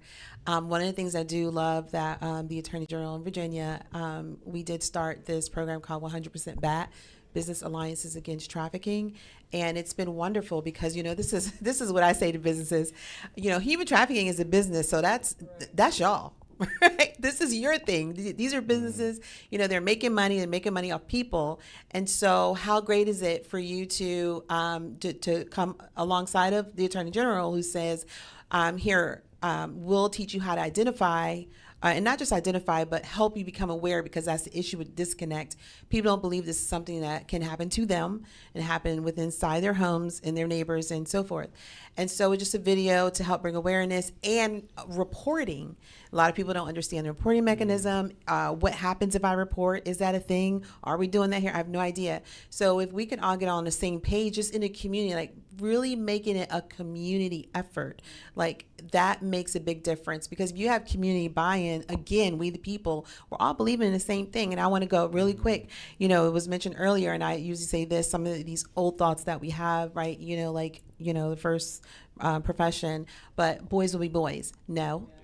I had boys and I raised them to become men, protectors, providers, right? That's what I raised my boys to be. And if we continue to just do that in college universities, I've heard it. I've sat with professors and, you know, we really have, you know, an issue here, you know, boys will be boys. No.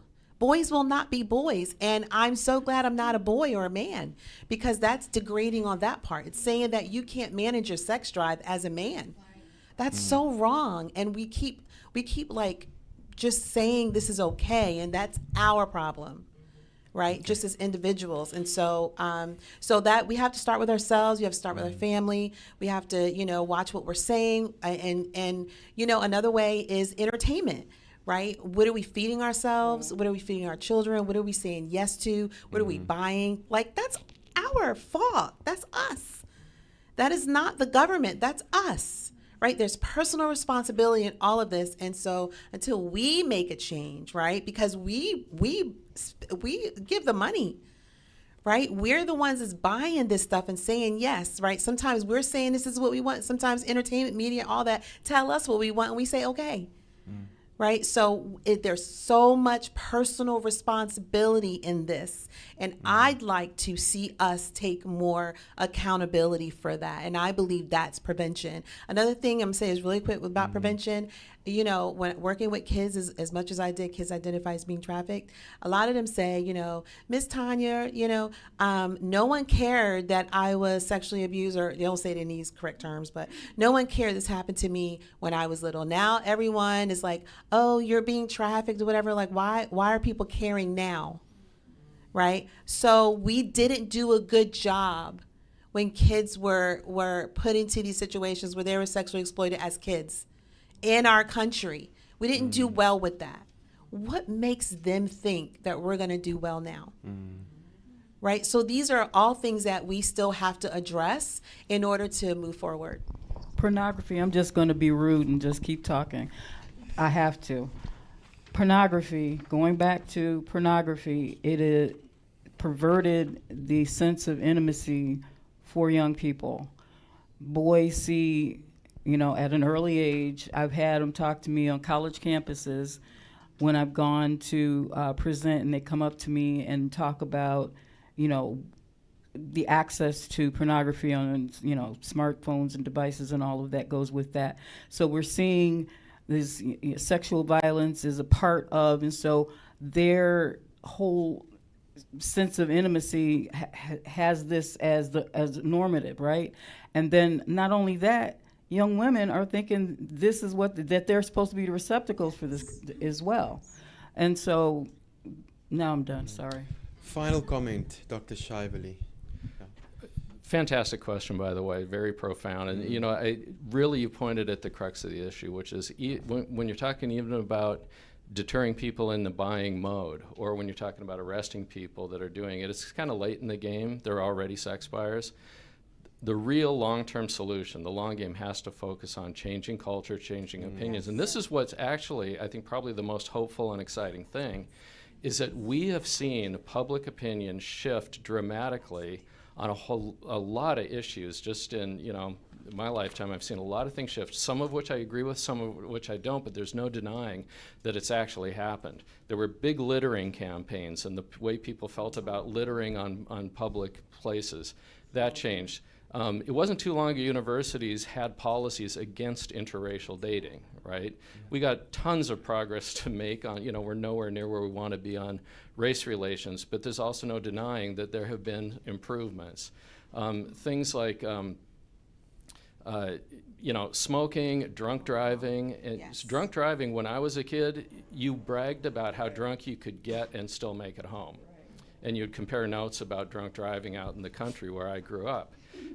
That is not cool anymore. And, same-sex marriage, all that, legalization of marijuana, you can, in a 5 and 10 year period, you can see huge shifts. And again, some of us in the room probably don't like some of those things I listed, but there's no denying that they happened.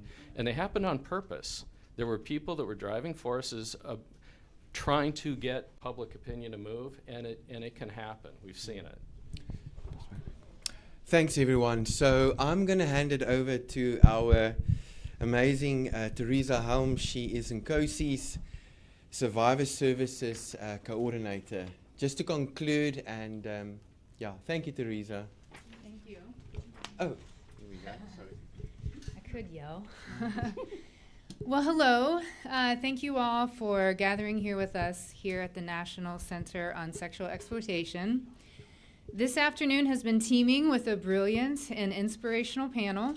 Each of these amazing humans clearly exemplify the heart and dedication that is called for to combat, eradicate, and prevent the demand of and the sale of another human being, while simultaneously taking action at deconstructing the corrupt systems of fabricated power that enable demand in our nation and around the world.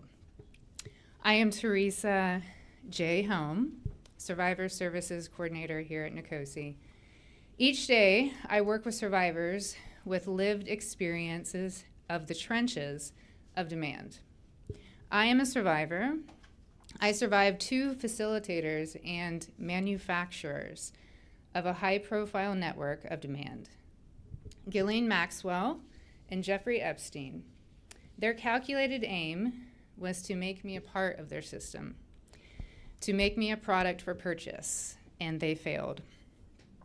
The world is saturated with corruption and demand. Epstein is just one example of an individual that had the ability to breed it en masse throughout elite society. At some point, he had a choice to make. He chose the perversion and abuse of his position of power. He chose in such a manner that is a disgrace to humanity. Shamefully, no one and no agency stopped him for a very long time. Further than that utter injustice, some of those intended to be the ones that halt this behavior and these operations are indeed themselves buyers. We as an everyday nation are experiencing the absolute power of corruption with the free-flowing flood of over 400,000 youth that go missing in America every year, and over 80,000 unaccompanied minors at our nation's borders, and the countless number of children who go groomed and exploited online, all while within their own home. All of this is in the land of the free. Many of these innocent children are far removed from the interest of high-profile media or promised power of freedom, as they tragically are delivered into the atrocities of human sex trafficking, all because of the demand for it. Now today, as I've said, we've heard from these great minds and leaders. A bit of reflection on that from Sheriff Tom Dart. Hope is there, and it's not a plan. And the plan is to go after demand and help survivors. When sex buying becomes so normal, like ordering a woman or child like you order food, that is where you understand you have to target the demand. The Honorable Tanya Gould explains freedom, often touted as a fundamental American value, eludes the vulnerable who are deemed weak and presumed unable to fend for themselves. Traffickers capitalize on this knowledge.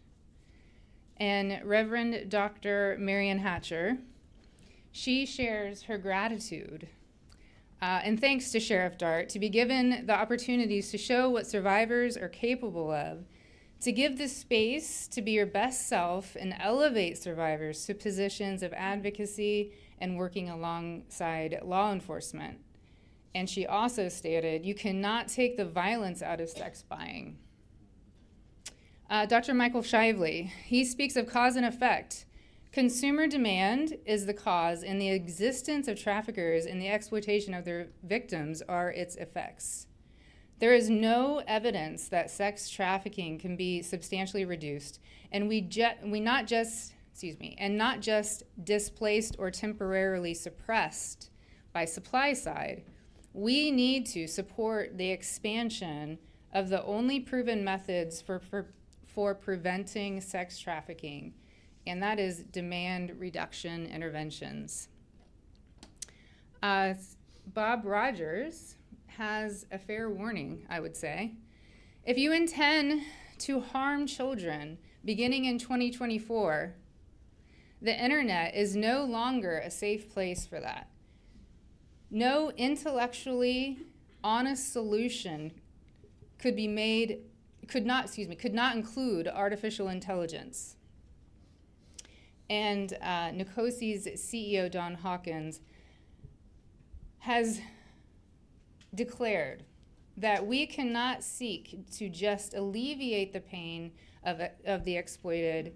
We must work to prevent that pain from occurring in the first place. Now, these are all very powerful words that have been spoken today.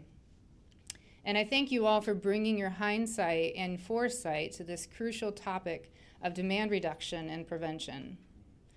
By definition, dignity is the state or quality of being worthy of honor or respect. Dignity is the most fundamental human attribute that each person is born with. Protecting it is the core mission of human rights. However, it's the demand and ongoing complicity that has been driving dignity into the ground and making it necessary for us to fight for and restore this birthright. If you're not fighting for dignity, and if you're not implementing tools to combat and end demand, and if you're not making strategic strides in preventing demand, then you are, in fact, directly contributing and perpetuating the systems that feed sexual exploitation, abuse, and sex trafficking. Demand is a direct assault on human dignity. There is not a single child that writes down prostitution or product in that what I want to be when I grow up line.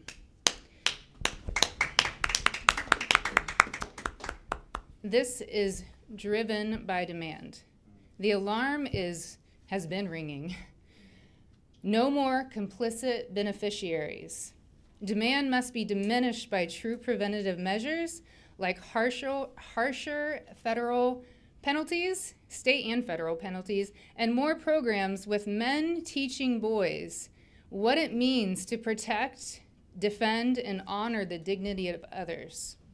Tragically, we are in a digital age of demand where second, third, fourth, middle school, high school boys are intentionally or unintentionally being exposed to and watching pornographic content and going to school the next day, sitting next to their female classmates while being massively confused and potentially sexualizing their friend.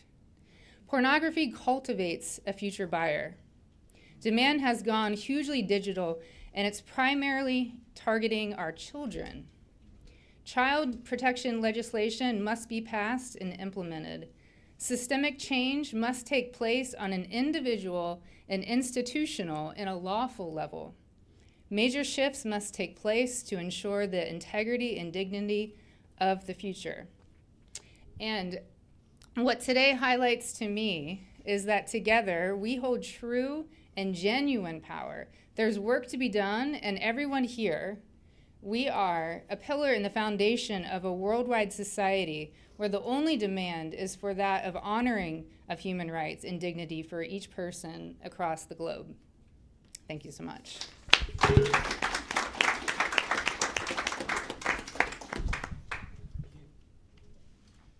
Thanks, everyone. Thank you so much for joining us. So there's some beverages and eats outside. Please stay and just share notes, contact details, and our panelists are here. If there's any questions, please do reach out. So thank you very, very much. Thank you, Andrew. Thank you, team.